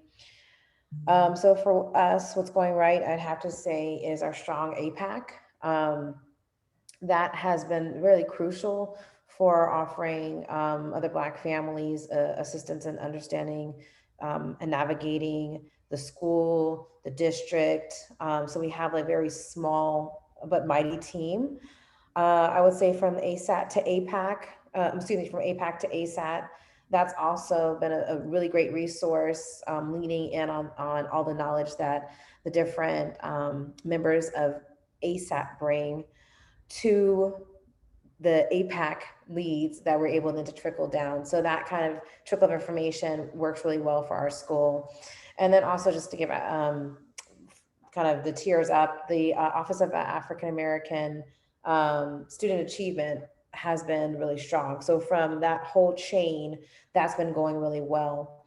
A couple of points that I was thinking of when we were listening to the panel earlier on, when we're talking about what's going right, I was surprised to not hear APAC come out of any of the principal. I'm not sure if, and I see other APAC leads here, like Ms. Blake, she's an APAC lead for the Mandarin School. It was also interesting, and I believe Ms. Lane had mentioned this, about a listening session. So when we're talking about what's going, how are we addressing the needs of Black parents and Black families? I think the first thought behind that is, have you asked, right? Have you asked Black families what is their need? Because a lot of the answers were really broad brushing scopes. Like, here's how we're addressing all cultures, right? But what are the needs of African-American culture? And so that's one of the things that our APAC did, is that we asked those kind of questions. And so I would encourage other schools in the district to ask Black families what it is that they need in order to address it appropriately. Some of the things that came out of that listening session that I'll share really quickly is that having a DLI program and pushing out the traditional track is losing, at least in our district, or excuse me, in our school, we're losing Black families. So it was shown that when a Black student isn't achieving in DLI, they would walk across the hall and go to a traditional, and so that they weren't getting the support that they needed in that DLI. And so the solve seemed to be to get rid of the traditional track. But then what's happening now is the students are now not walking across the hall. They're going neighborhoods away and to find another school. So that was one of the things that came out of the listening session. I'm not gonna go over all of them, just a couple of things. And what another, I will say unforeseen consequence of getting rid of the two tracks was that we were losing Black representation. I'm really happy to hear that I believe in Dr. Peterson's case, that they're increasing Black representation, that other parents have echoed, other Black parents have echoed, so important. We're actually having the opposite, as Ms. Jones has mentioned. We're losing Black representation. And so other consequences of that is parents have, Black parents, the few of us that are in Washington, have made comments that their children are being questioned on why they are here. I'm saying that slowly because I want you to understand that, like, a child is being questioned by another child, why that Black child is in a school that doesn't look like them. So that's a problem that needs to be addressed. And then communication is a problem that our families are facing. So anyway, so I'm not going to again go over all of the different points in the listening session, but I did want to bring those up as key points. And so another thing that's going right is the PTA. We have a very strong PTA APAC, and we're starting to plug in with the teachers so that we can all be on the same page. And so out of that listening session, our APAC has came up with 3 goals, which was to bring our traditional track back, to increase our the understanding for parents around curriculum, as well as the core, the Common Core, right? Common Core, and then how that feeds into the curriculum, and then tutoring and support. So there's lots of different things we wanted to address in that listening session, but those are our top 3 goals. And again, I'm happy to be a part of this panel and this discussion so that I can see how it's working in other communities, because I think that what's coming to light is that we're not having a consistent education, not only across classrooms, but across schools. So it's great to hear that other schools are doing it right. How is it that we're not sharing that amongst the DLI program so that we can all do it right and our kids can all achieve together? Thank you so much today for sharing your perspective. Adrisa, would you like to share? You're muted. I think you're on mute. There Happened to me There earlier. we go. Good afternoon, everybody. I am Idrissa Latier. I know most of you. I am the APAC lead, the DLI delegate, the SSC, you name it, I'm that for Stewart. And my son is in the 4th grade in DLI program. I wish they had this program when the other 3 of my children was going to school. All of them have gone through this district, and I have 2 in Stewart, and I wish my 8th grader would have been able to be a part of this program, because it is very important for everyone to be able to communicate. The world is bigger than just English language, and we need to understand that no matter what color we are. And let's see, I've been a part, like I said, DLI from the very beginning, all of the meetings, setting it up, asking questions, and we were asked to make a commitment. And we have made a commitment, and we have stuck to that. And I think the district should hold its end of the bargain. We hold our commitment in keeping our kids in this program. We need you to keep this program going.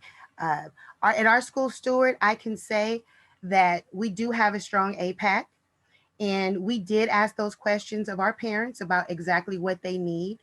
And our APAC works closely with OASA. The Office of African American Student Achievement is what allows us to get what we need done. So I'm grateful for the strong OASA office, and I'm glad that they take the time to listen to us for what we need and to make sure it happens. There is a chink in the chain. We go from APAC to OASA. I have different feelings about ASAT. That's a whole different story. But as far as the school, the principal, I believe Dr. Plaisance has worked very hard for our students. She worked hard to get TutorWorks on Fridays for our kids, which is in Spanish and English. She hustled for that. And that was something that the district wasn't just offering to our school. She actually worked hard because we said this is something that we needed. And she got it, and we don't have to pay out of our pockets, and we're grateful. We also have Read Code Write on Tuesdays and Thursdays for our kids, which is also done half in Spanish. So my son is getting extra help that he needs in Spanish, and I appreciate the extra efforts. As far as the teacher, his teacher this year his communication is on point. I hear from him every single day. When my son was needing help, he contacted me. We can sit and talk about whatever is necessary. We've had, I could say 3 out of the 4 teachers were great for the program. I think that it's very important for the district to commit to making sure that the program has what it needs, making sure that if a DLI teacher isn't there, they call in sick, we need a bilingual sub. Our kids shouldn't be going and just sitting in a classroom that has nothing to do with what they're learning. There should be people who are ready to jump into the DLI program. If that's a separate list for substitutes, so be it, but it's necessary. And we also need to make sure that there's something in place for when these kids come out of the DLI in K through 8, what is the transition going to look like for 9th grade? I don't think anybody has thought that far because we're still trying to figure it out in elementary, but we need to think about what does that look like moving forward, because we've made the commitment. So we need the district to start working on that. And we also need, if our enrollment is low, don't pull our DLI teachers. Please don't pull our teachers. We need those teachers. And no more combos. We worked it out so that we don't have combos. DLI it doesn't work well with combination classrooms. And our principal worked hard to try to figure that out as well. And if our enrollment is low because parents want to leave for whatever reasons, do not mess with DLI, because this is something, again, you asked us to commit to. So we need you to commit to making sure that it continues to move forward and our kids get what we need. And I also second everything that Cheryl and Tanae and Rodney and Odessa, everything, and Ebony, everything everybody said. I'm very grateful for the opportunity, and I hope you guys continue to make it work for our kids because they deserve it. Before we go over to Q&A, is there any parent who hasn't yet had a chance or who wanted to speak? I think we got Demetrio. Wait, we said parents, Demetrio. I know, Mr. Earlier, but I think that we're forgetting Mr. McGee. I don't know if he wanted to add anything. No, yeah, we were going to add McGee. Oh, okay. We're closing out you the were already on parents. that. Got it. Okay. It's okay. We're going to close out the parents. And I know we had Mr. Shoemake and Mr. McGee from the Office of African American Student Achievement. And I wanted to see if they had a few they wanted to add as well. And then we would go to Q&A from the board trustees and then public comment. Mr. Aurelio, before we have Mr. McGee come on and start to speak, I want to acknowledge Mr. McGee from the Office of African American Achievement. Thank you for being here. I also want to acknowledge the parents that just spoke. There's such a power and advocacy in your voice that it can shake the rafters. So please keep speaking loudly. When someone says you're speaking too loud, amplify it, speak louder, because they're not hearing you. So speak louder and use your voice to advocate for your children. Please remember that the board works for you. We work for you. We're here to serve you and your children. So speak loudly and speak often and speak with the passion that your children deserve. Mr. McGee, please go ahead. It was just sitting on my spirit. You know, if I don't say it, it'll eat me alive. So go ahead, Mr. McGee, and Reverend Shoemake, it's all yours. Thanks, and good evening or good afternoon, or I guess we're in the evening. Reverend Shoemake, Mr. Shoemake, did you want to speak before me? You want to go ahead? Oh, wait a minute. No, sir. I'm going to defer to our fearless leader. I'm sure you will speak for the entire group, and I'm excited to hear what you have to say, sir. All right, cool. Thank you. So good evening, Trustee Smith-Folds, Trustee Gonzalez-Hoy, Mr. Aurelio, staff, community, parents. So I appreciate this conversation. You just witnessed 3 of our great APACs. These are some of our effective APACs. One of the things that I wanted to just come on and say is that they have called and we've responded. And so the principals have also been great, because when I've reached out to them and said, hey, let's talk, your APAC is asking some questions, they were great. They jumped on it. Matter of fact, where's Dr. Plaisance? I'm gonna throw her under the bus. She got mad with me because Mr. Peterson had put something in the newsletter, and she was like, what's up with that? Why couldn't we do it? But it was his foresight that set something up, and then Christy went and did something in the newsletter. So that is great with that partnership. One of the things that I do want to speak about, though, is some of the challenges, because it was good to hear what was going on that was positive, but there are also some challenges that we do need to address, the sites need to address, and then we have to support them as a district. And one of the things that I did speak with one of the sites about was their funding. You know, they were making a choice to use their funding in a certain way. And I had to push their thinking and say, well, if your children need tutoring, why don't you use your funding for that? It's great to see identities or Black people in certain places, but if there's academic needs, then you really have to put your money where your needs are to show the importance. And so that site did do that. And then we spoke about if they needed some additional support, how the past budget could help out. As Dr. Plaisance and her APAC mentioned, there was something with TutorWorks. I said, hey, there's some spots. She asked me about it. they jumped on it immediately and they were able to get tutoring. So that is something that we do have to do, you guys. Is it's great to increase the numbers of our Black children, but we can't just do it for the numbers. If you're going to increase the numbers, you guys have to increase the support. And that is something that the principals have stated that they were going to do, but you have to look at it not just in the English language support, but whatever that other language is. So if it's tutoring or whatever the case may be, you have to get that. And you really have to look at your SPSAs. And that's something that these APACs really dug into, was the SPSA development. And that's the type of training and support we're trying to do. I want to just give a shout out to Washington, because they got Tamara Shiloh to work with their teachers. They're doing professional development. And I asked if I could even sneak in or, you know, have it recorded. But that's something that's very positive, is that they got their APAC got this. It wasn't the district, it was their APAC. And this is what it's about at that local level. Whereas their principal even got the Common Core standards, and the APAC was like, we've been asking for this for so long.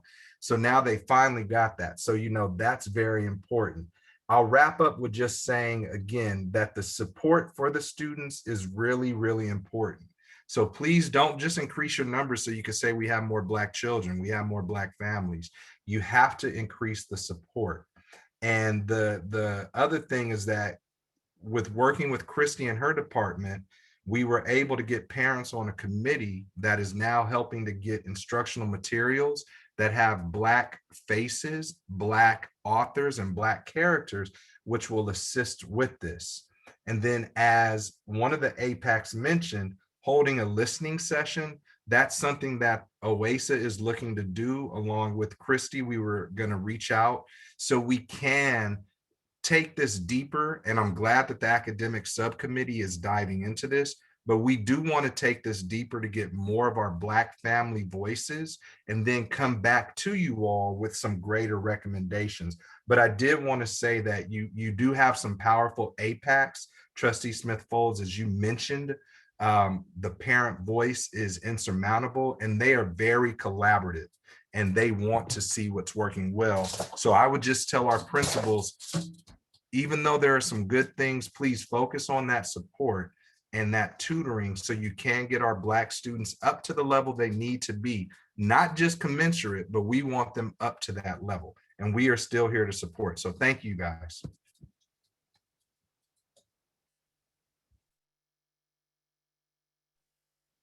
So Trustee Smith-Folds and Gonzalez-Hoy, if you have a few questions for the group, and I am looking at the clock, and we're at 5:40, and we do have one more agenda item too. So I just want to be mindful of that, because we do have people waiting for that agenda item as well.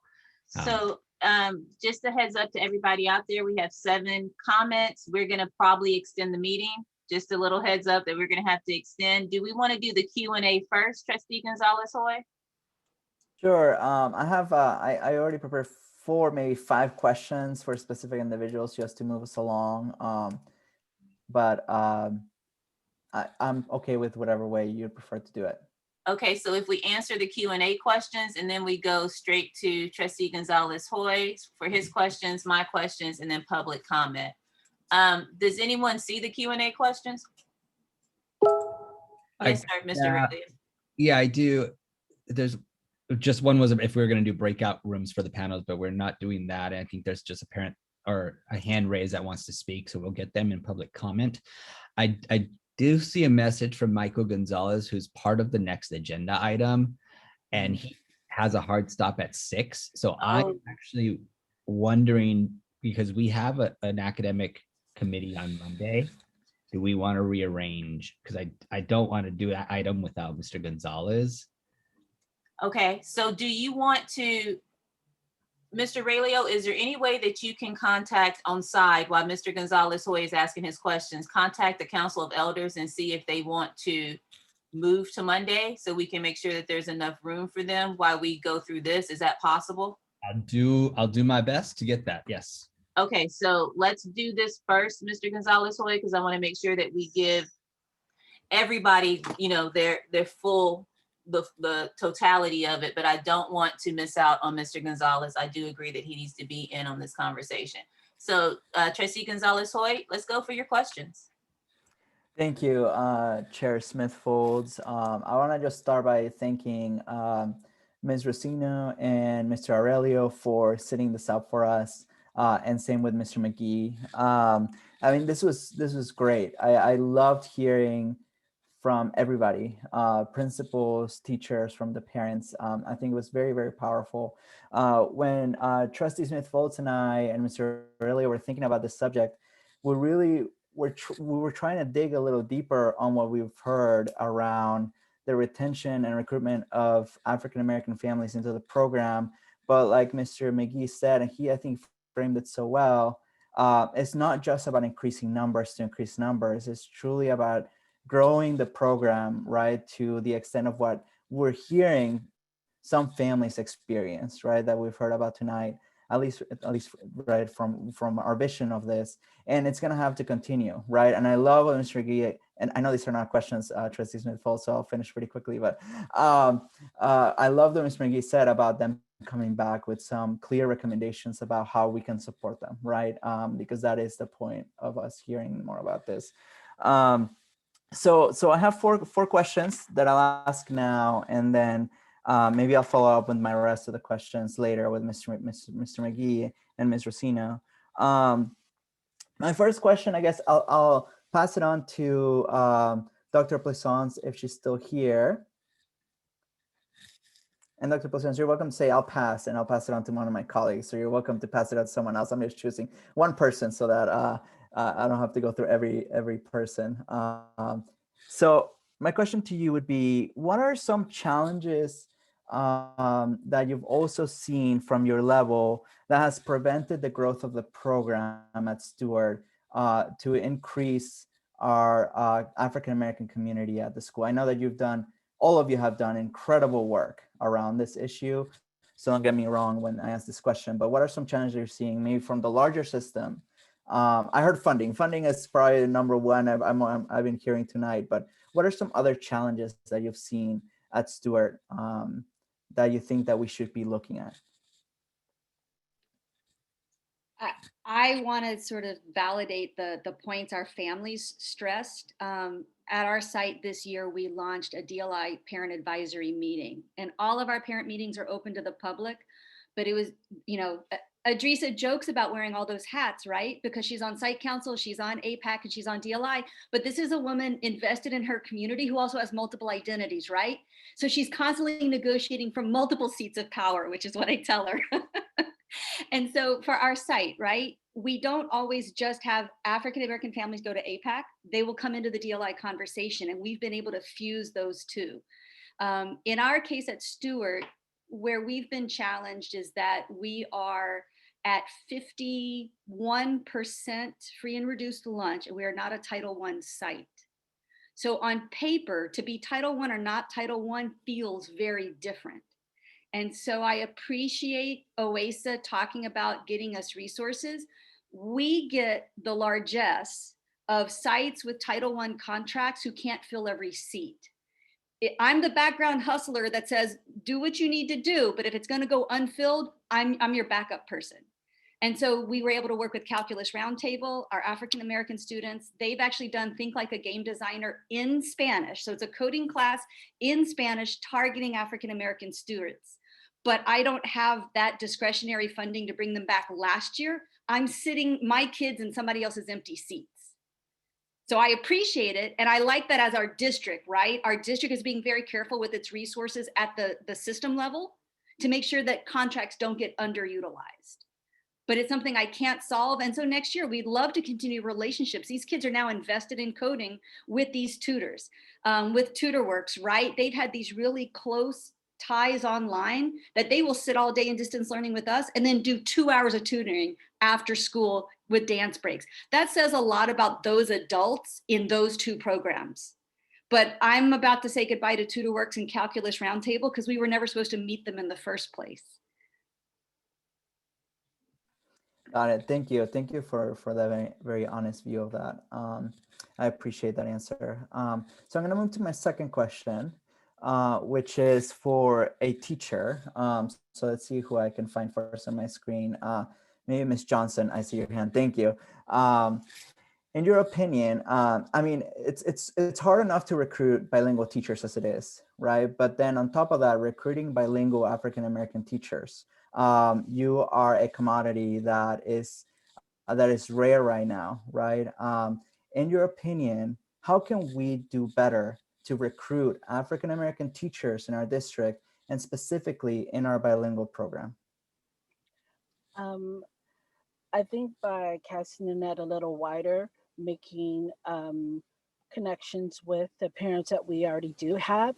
The reason why I am participating with a tutor who's of Kenyan and African descent now is because a parent in the district contacted Dr. Peterson through the Office of African American Students. It was word of mouth, and it really it's working well. The parents enjoy it. We have some contacts through Dr. Peterson with the Chinese Immersion. There are African Americans who are working in China right now, in their contacts. As an African American, word of mouth has always worked well for me. And I think if we start casting our net a little wider beyond the boundaries of Contra Costa, they're there, they're willing, they're available. I worked overseas for many years in African countries, in Liberia, in Uganda, in Ghana, and South Africa.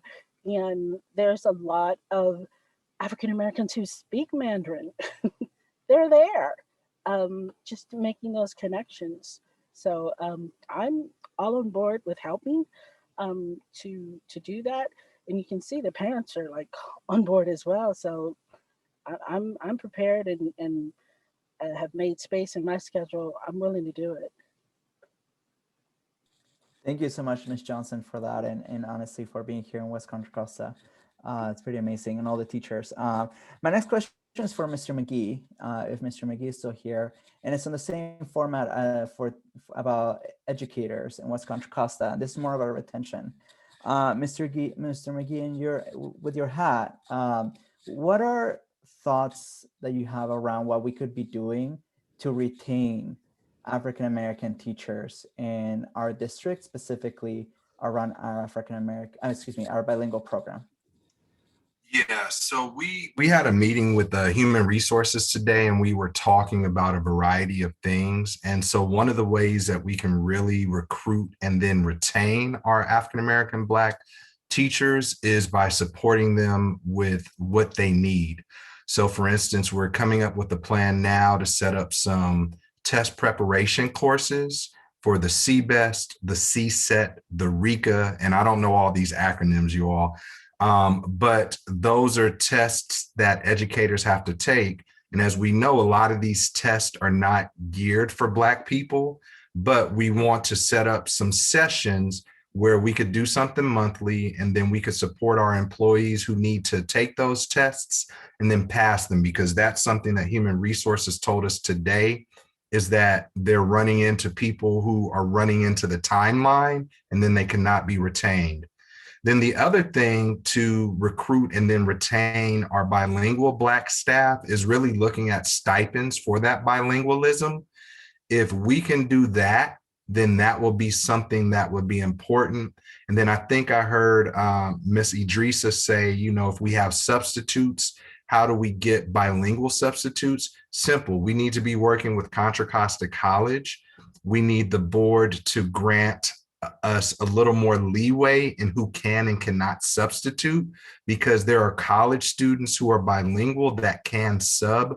But if we can work on waivers, and again, that's a human resources thing, then we can really be talking about how we can do that. So in short, to retain them is to also really invest in them. And that's something that we have to do, is the investing, because again, we put them at these sites where we want them to work wonders, but then we don't put the investment in them to keep them there. Thank you so much, Mr. McGee.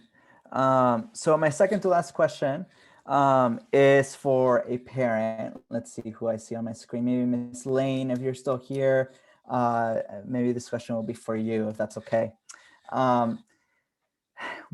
You know, everything the parents mentioned was incredible insight in order to continue to support our program. In your opinion, what are additional things the district could be doing to support the program and grow it within the African American community? And you're muted. You're muted if I do that every day. I speak on mute and then someone has to tell me to get off mute every day. So a few things, I don't profess to speak on behalf of everyone here, but a few things. Dispel concerns about learning loss. I know I heard a parent mention that there are concerns that if a child starts to learn Spanish, that will somehow delay them in the other language, Spanish, but it could be Mandarin, delay them in learning English or reading and writing. I had that bit of a concern, and then all of a sudden, magically, my son was like, oh yeah, he could read in English and do it fine in English. And as Ms. Snow White said, you know, that was dispelled. The value of biliteracy, we've talked about this on the district level. It's not communicated effectively at all, the value.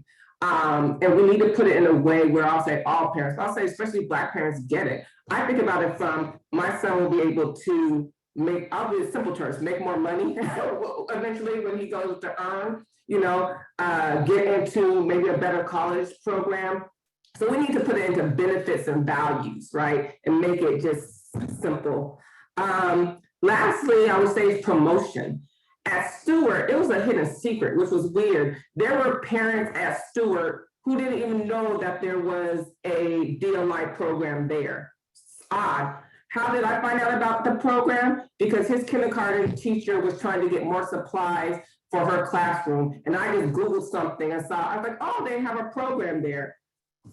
That's how I learned about it, right? It was nowhere else to be seen. So I would say those three things. And then I think it was Ms. Johnson had said, there is power in word of mouth, but it has to be effective, right? So create a strategy that folks can begin to share into Black spaces and places, right? And so just wanted to end with that.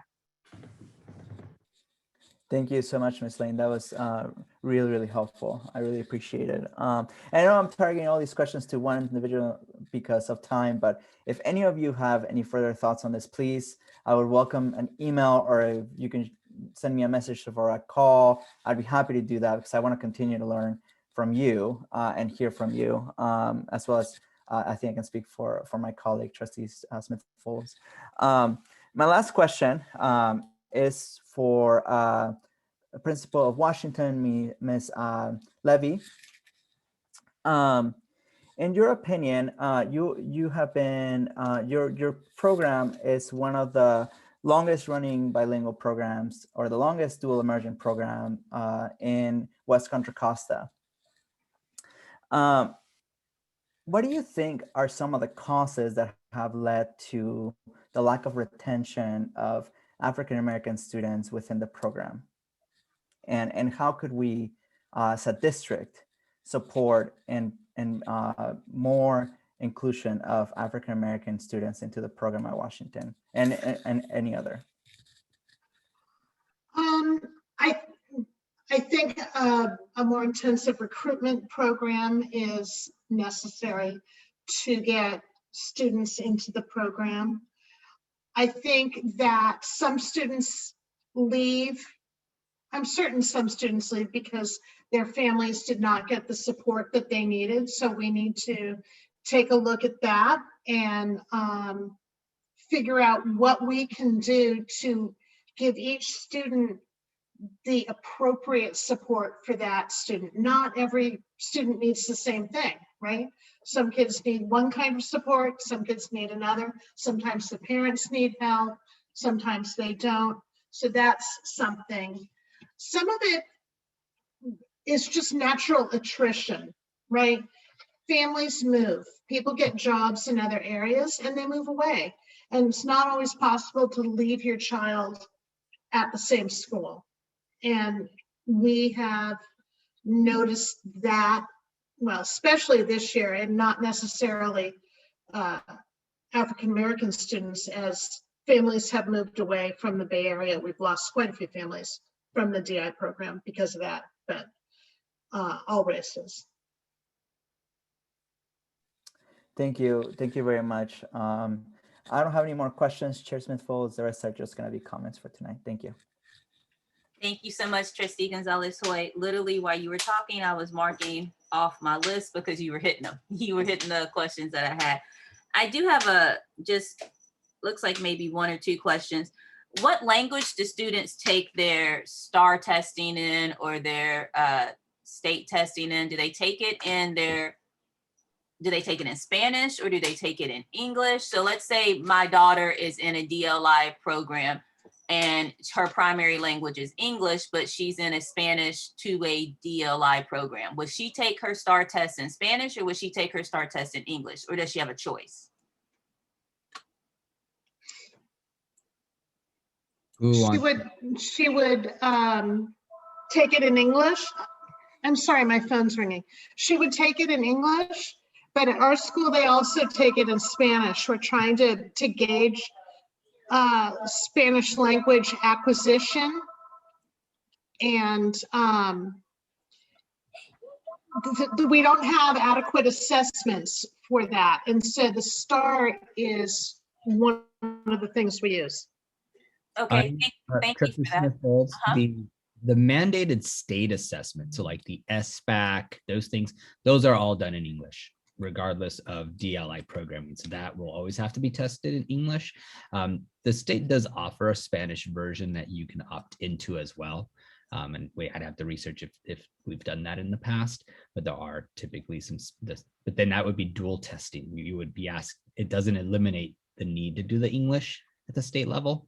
And then Director Rossino can probably add more if you want to hear more about like. In terms of the STAR Spanish, so all of our schools have access to administer the STAR Spanish, but they don't all do it yet. It is optional at this point, but that's something that we're looking at with our leaders of our DLI sites to ensure that we're measuring the growth in both languages by using both sides of the assessment. So there's no STAR Mandarin test though, right? There is not. No. Okay. So Mr. Principal Peterson, your kids take all of their kind of state testing and local testing in English. Is that accurate? That's correct. Trustee Smith-Folds, they take it all in English, but we also have our own assessment that's aligned with the ACTFL standards for proficiency guidelines for learning a foreign language in Mandarin. It's called Level Chinese, and we give that as well, just to kind of gauge students' functional development of in Mandarin. Okay, and all of that information is shared to your parents, right? Those results are shared to your parents? Yes, we share the Level Chinese, and we on a report card, we share with parents how they're progressing in their language development in Chinese. Okay, perfect. So that was my only question. Again, thank you, Trustee Gonzalez-Hoy, for your really, really specific questions, because they really helped me and it marked off some of that I had. I think that we're ready for our comments, but we need to extend. So can I get a motion to extend to, let's say 6:30? Let's say 6:40, just for, giggles. Let's say 6:40. Can I have a motion for that? So moved. Okay, and then I second. I'm assuming your vote is a yes. All right, yes. And my vote is a yes. So we're going to extend to 6:40, and then let's get our 4 public comments in, and then we can have board discussion. Mr. Aurelio, do we have any update about our second discussion item? So we are good to move it to Monday. I don't want to cut that topic short in any which way, and Mr. Gonzalez did have a hard stop. So Director Chilcott, Mr. Gonzalez, they've been in communication, and we will move it to Monday. So those of you who were waiting for that item, Monday, same time, same channel, we will have the Council of Elders proposal. Perfect. I appreciate that. Okay, I think we're ready for public comment. Okay, Mariela Cuellar, and I think for time, I'm going to ask Sherry if she can put up the 2-minute timer just to make sure we stay on track here. And I know we have a limited time now. And oops, and my screen just jumped and now I'm on a different. Mariela Cuellar, you can unmute.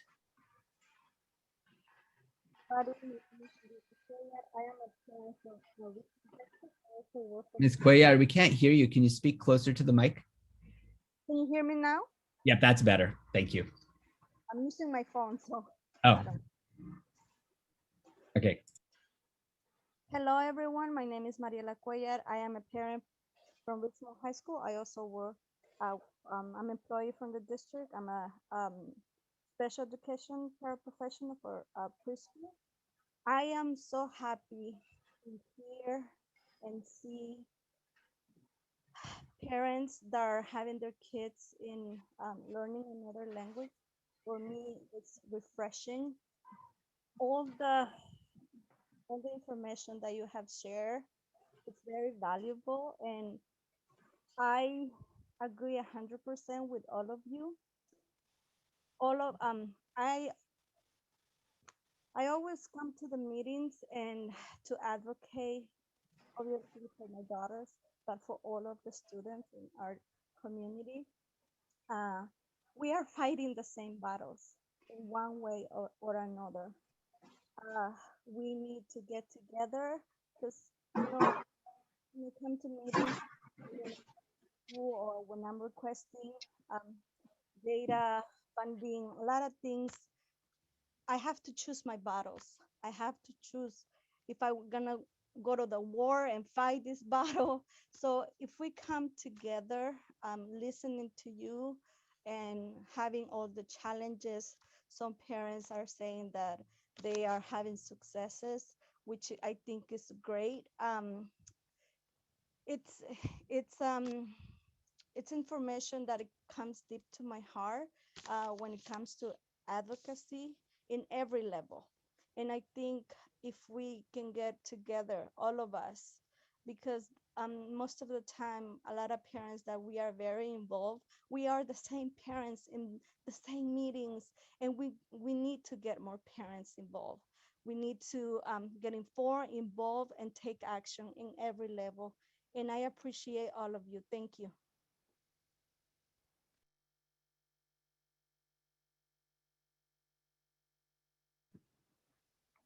Good afternoon, everyone. This is Soletta Hunter.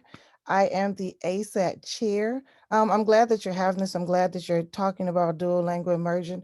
As a multilingual parent, I'm a little rusty in some of them, but this is very interesting to me, and I'm always intrigued with African-American students taking on other languages. I heard some good things about the school, and I heard some challenges with the schools. I saw something in the comment about things being misinterpreted with an incident. I know that we had a parent tell us that at one school, a kid was actually, the N-word was used with them.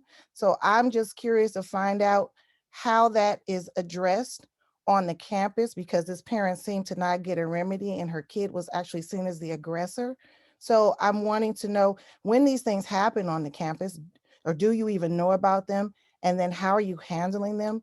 And then ASAP would love to work with our APAC leads to help support you in this. Myself, as a multilingual, I'm interested in languages and multilingual. I would love to visit campuses when we get back in person and have talks with APAC leads. Also, it's really disheartening to hear that there's a chink with ASAT. I know that I've heard this several times from Idrissa, and you shouted me out in December about getting elected, and I said I got your back and I will not let you down. So if you want to communicate with me and we can talk about this, that would be really great, because I want to make sure that our APACs are all strong.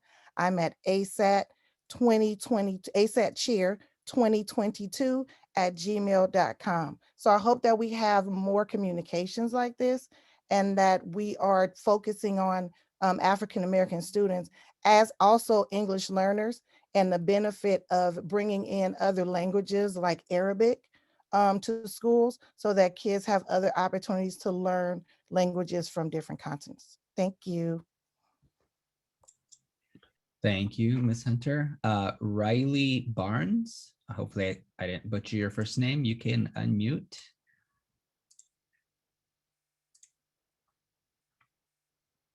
Are you there?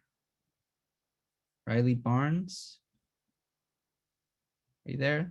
Wait, there you are. I think you can unmute. Finally. Okay. My comment is, I just think for the dual merge program, it should be more help. And what I mean is, I'm speaking, it's my third year with my granddaughter. There was times I was lost. I didn't know where to go. And fortunately, I'm a fighter. I did got the teacher to help me, and sometimes assignment was a little late. And I just think it should be more help with someone is, I speak Spanish a little, not fluent, but to get help for a child. And then my other thing is, I just want to know, are they thinking about the Washington school keeping the two-tier program? Because I feel if a child is failing in Spanish, it still should be something to fill in the gap to help, maybe tutoring. But because, like I said, I went out and found help on the outside for my granddaughter. And now she's doing much better. This is her third year, but she's finally grasping. So I just hope that they don't do away with the program where it's all become Spanish and there's other kids be lost and caught up. I know my time is winding down. So those are my things I wanted to comment on, but I really wanted other things I wanted to say earlier that I didn't have, no one called me. But thank you.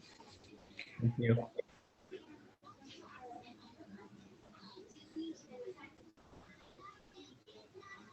And let's see, we have Joanna Pace. You can unmute. Good afternoon. This is Joanna Pace. Today I'm wearing my hat as the chair of the Education Committee of the El Cerrito Branch NAACP. I want to thank you for removing the shared screen. That really helps when we can see the panelists. It makes it more like being meeting in person. And I also appreciate getting the attendance information in the chat. It's nice to know that there are almost 50 people participating in this meeting. And I want to thank Board Member Smith-Folds for announcing in the board meeting that this topic of African-American parents' involvement in DLI was going to be on your academic subcommittee agenda. That really helped to be able to share that information with others. So anytime that you can to share what topics are being discussed in your committee meetings is helpful. I think it would be, I want to know if there's any place where a group like the NAACP can go to get information on this program. For example, where the DL, just one sheet where it just says, here's where the DLI programs are, here's who you contact to enroll your child in this program, and here's how many African-American students out of the total enrollment of the school there is. Because it seems like it's been a theme throughout several comments that there needs to be better promotion and marketing, frankly, which I know is something that Trustee Reckler is often talking about. So if there was some resource like that that could be given to the NAACP branches in the community, we could be helpful in sharing the word. And I really appreciate all the parents participating in this. Thank you. Thank you. Tanae, I'm going to unmute you. Tanae, go ahead. I'm going to make it quick. This is really in response to the last parent or grandparent a couple of comments ago who was saying about the dual track, and also in the chat. Like, I just really wanted to emphasize that we really need to look at the again, hopefully unintentional cost of getting rid of the dual track and not just blow it off as we looked at it 5 years ago and this is where we are now. The Black community is saying there are unintentional consequences. We're losing representation, we're losing kids. We just had a conversation of how are we going to get more kids in the dual program? The Black community is saying keep the traditional track, because then if the dual program isn't working out, you'll still have Black kids in the school, in the community. So I really urge this panel, leadership in the schools, to listen to Black parents and the Black community when we're answering the question, right? We're answering the question. So again, I just wanted to just address and echo the other grandmother, I believe she said, her voice, or mother, I'm not sure, as well as address the comments that if you ask for something then listen when there is an answer, or at least make sure that you're considering it. Thank you, That was Tanae. it. Thank you. So let me see, Becca Guerrero, I believe. Are you there, Becca?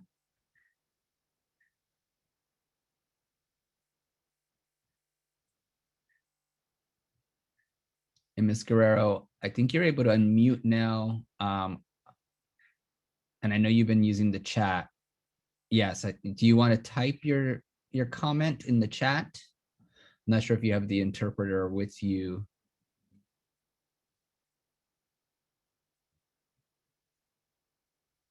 I can't, you have, your phone needs, or your device needs to be unmuted, but I don't know if the interpreter is coming through your device.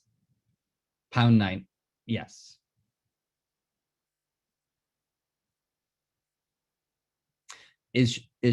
Can you type in the chat? Because I don't recognize who is the interpreter, if it's a phone number, because I do have 2 phone numbers.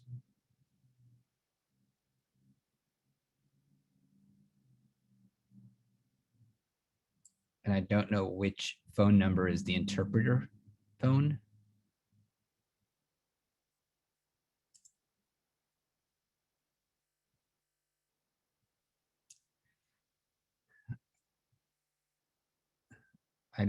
Ms. Guerrero, I'm sorry, because I don't see a hand raised by the interpreter, so I can't call on them. I don't identify them. If you wouldn't mind, please typing your comments maybe into the chat. I don't want, right, because I need to be able to, I don't see who the interpreter is, and I have to identify which ones I can allow them to unmute. Sorry about the confusion. No problem.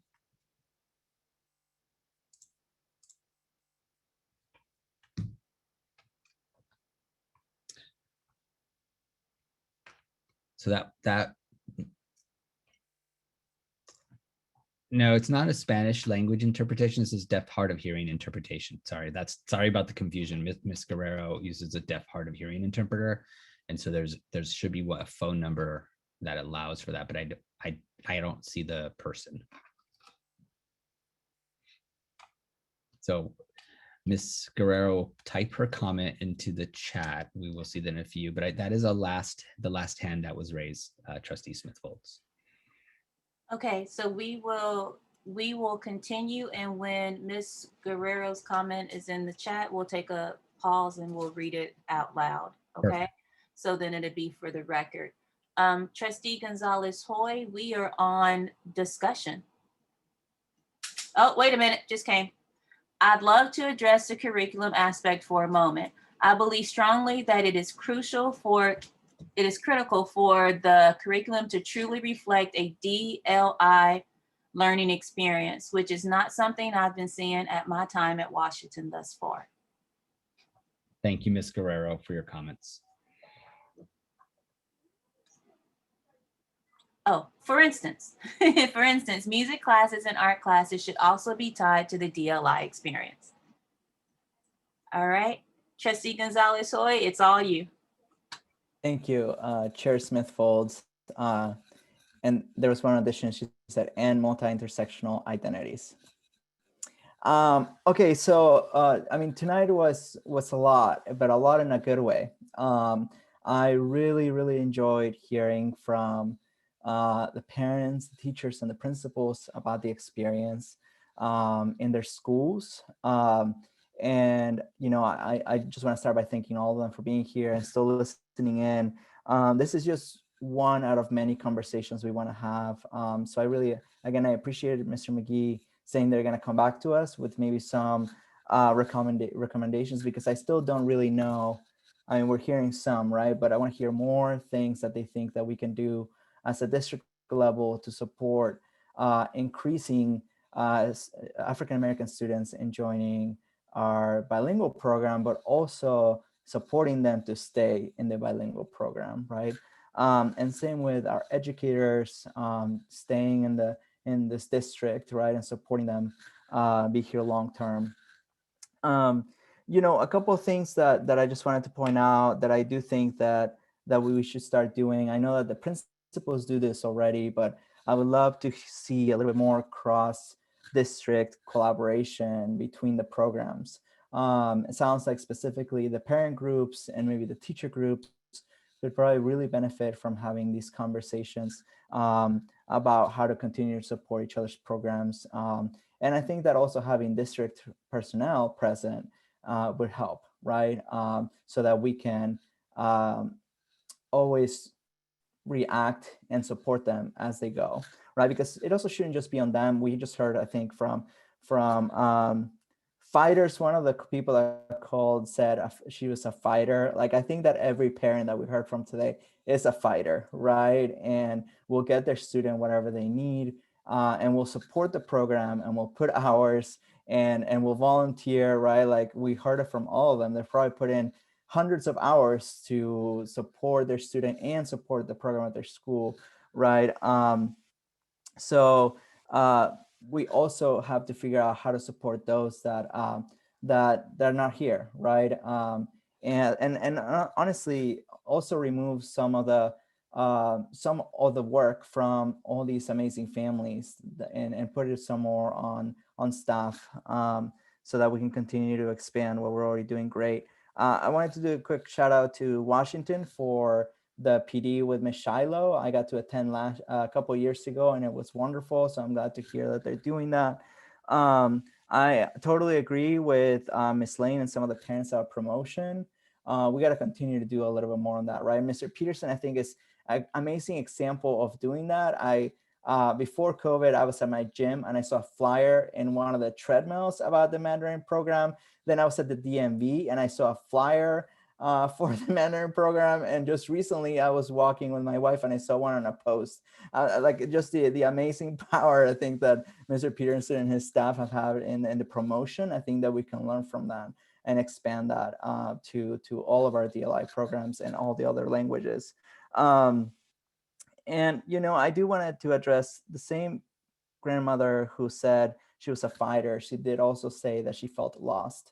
And I just think about, and this is the reason why we're doing this, right? Because we know and we've heard from so many people that have felt lost and unfortunately have not had the means or the time or the support to help them continue to stay, because help them continue to fight, right? And unfortunately have to make the hard decision to remove them from the program or to find something different.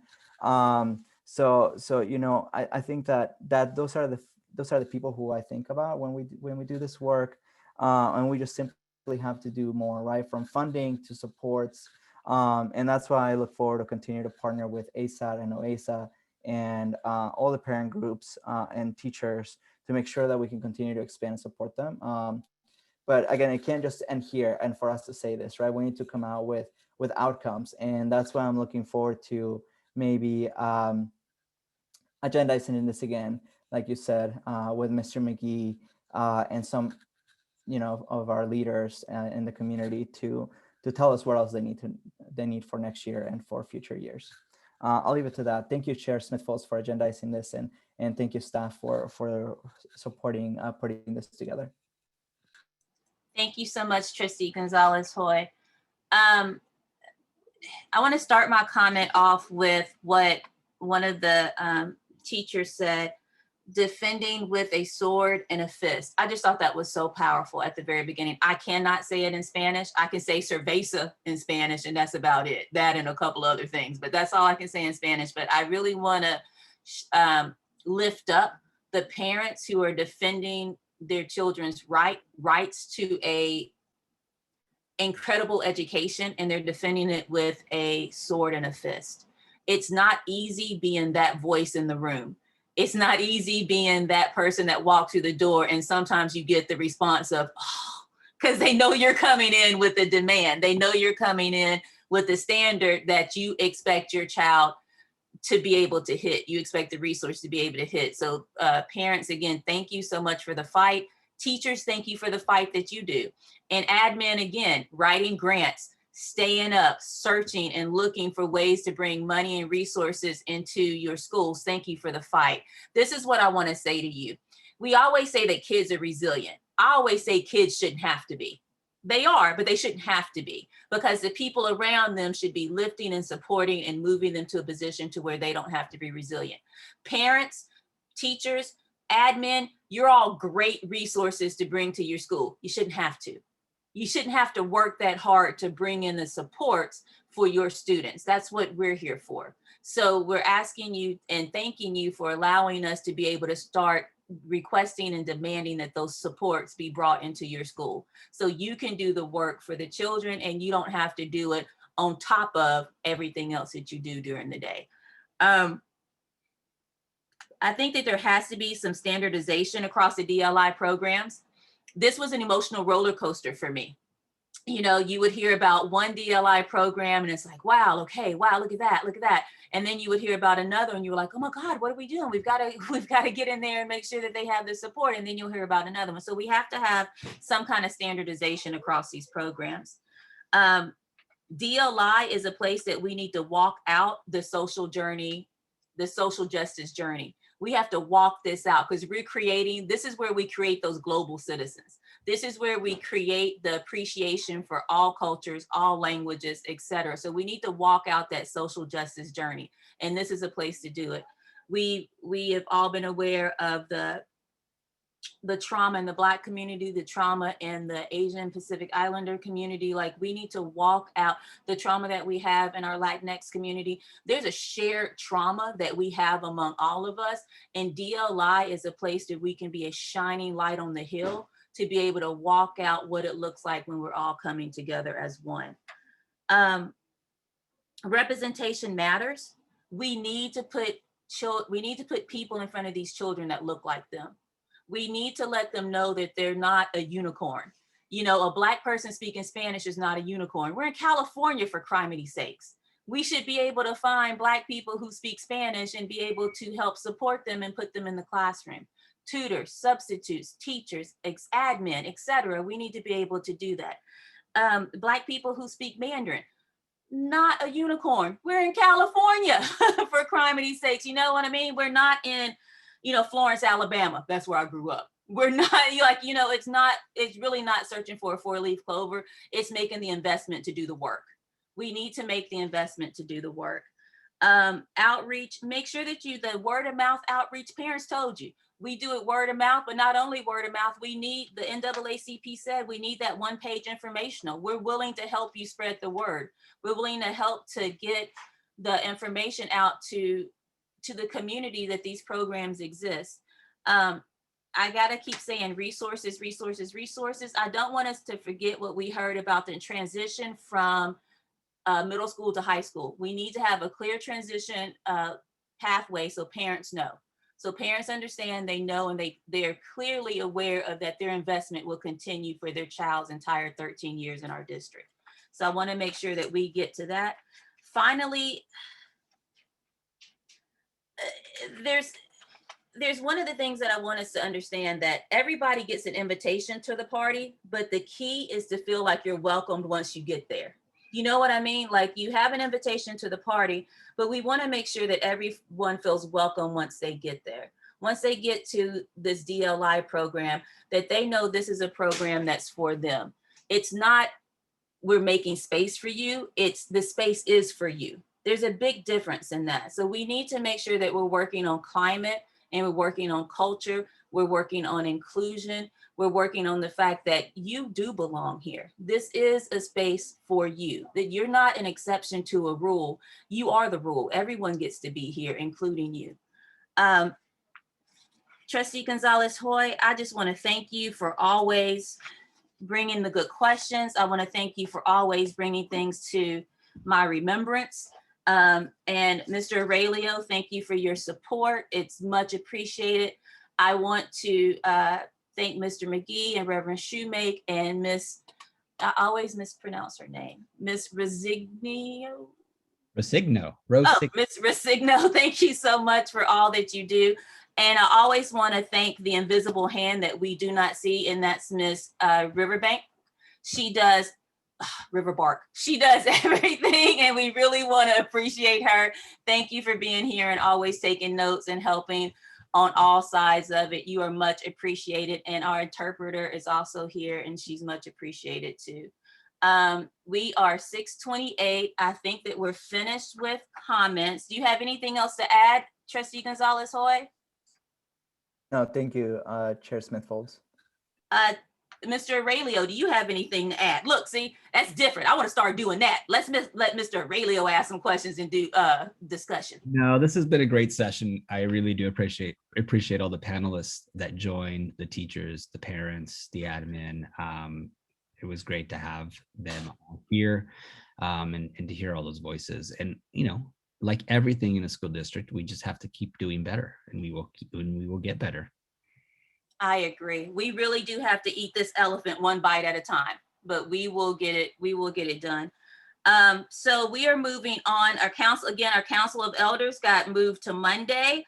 So we are on academic committee next meeting date. That's going to be April 26th. That's when our Council of Elders are coming, May 24th and June 28th. Is there any, So there is a conflict with May 24th. Okay. I got a message. That evening is the English learner reclassification ceremony. Okay, so we need to move that then, correct? I think so maybe the three of us can find a new alternate time for that one. Okay. Note that. And I think what we can do for Monday, the 26th, which is a summer school update, special ed extended school year, that could most likely be combined into one since it's connected. And we can potentially, I say we start with Council of Elders. So just a little flip flop of the agenda there. So that way we honor their time since they were with us at this meeting and we didn't get to that item. I agree. Trustee Gonzalez-Hoy, are you okay with that? Totally fine. I do think that because I know Mr. Early, usually you have to go right at 6 on Mondays. Right. That one, I'm assuming that we're probably gonna go over time a little bit because summer school. So maybe if you could leave someone who could take your spot for a bit. I mean, maybe not. Maybe I could be wrong, but Trustee Smith-Folds and I talk quite a bit. And I know we're gonna get quite a bit of questions about summer school. So I just want us to be prepared for that. Yeah. Yeah. Thank you. That's brilliant. See how you're looking ahead? That is excellent. So any public comment on our academic committee meeting dates? I think Ms. Guerrero's hand is just still up from earlier. I'm gonna look at that there. But I don't see any other hands up at this point. Okay, perfect. Let's move to future agenda items. April 26th, summer school update and the special education extended year, along with the Council of Elders. May 24th, that date may need to be moved or the time need to be adjusted, but no, in May, we are doing the new school programs. That's our VAPA, Virtual Academies, Afrocentric School, and our Ethnic Studies. And then June 28th, that is Race and Equity Update. That is also my husband's birthday. I would also like to add to one of the future agenda items. For me, it came from our student trustee, Navi. She wants to talk about sports for PE credit. If you play a sport, can that sport then turn into your PE credit that then opens you up to be able to take other classes, other courses, etc. So I wanted to make sure that we put that on there because I do not want to forget that at some point in our academic discussion. Okay. We also had, remember that we're going to talk about the EBI program and understanding what that is. And we also are going to talk about, we heard from Sato Wilson about when we talk about curriculum in schools, don't forget about the electives and how serious our electives need to be taken and how they need to be valued and uplifted. Trustee Gonzalez-Hoy, anything to add to our agendas? The only two things that I can think of right now, I had another one, but now, of course, I can't remember it. The first one is just a follow-up and inviting Mr. McGee to come in the next few months to give us his recommendations, not just his, but OASAS and ASATs and everybody else around what we talked about tonight. And then I would also love if we could invite Dr. Hurst to one of our meetings, maybe our May meeting, to come and talk to us about his vision for academics, or at least to introduce himself and kind of find some time there. And Dr. Wold, by the way, said that he's happy to support us on the 26th. I could after tag you him have in. to- I could tag him in Yes. at 6 o'clock if needed. Okay. That's right. And since summer school, we can bother him for more money as he comes. Exactly. Thank you, Chair Smith-Foltz. No worries. And our academic committee, I love the fact that we cover everything, because I think for us, academics means more than, reading, math, social studies, history. Academics means in kind of the entire experience of our students. And when they're in the academic space, which is for me, school, when they're in an academic space, are they being protected, nurtured, valued, covered, encouraged, motivated, and prepared, being prepared for the next level? So academics kind of encompasses all of that. I do want, at some point, we need to put in fall reopening. I love the fact maybe when Dr. Hurst is here, we will start diving into that.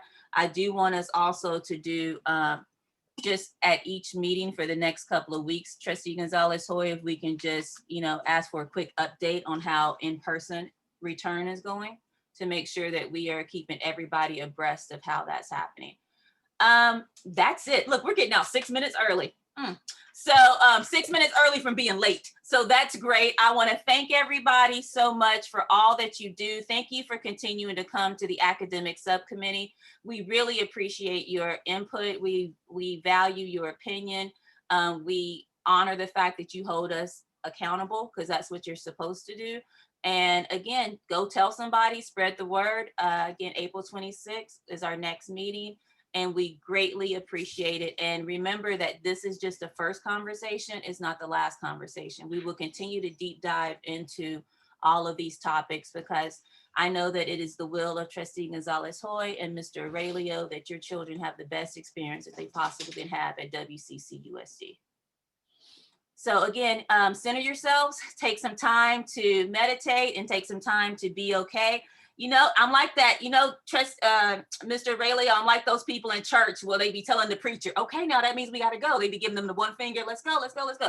All right. So I am adjourning us. We are adjourned. Have a beautiful evening, everyone. And we will see you on the 26th. Bye now.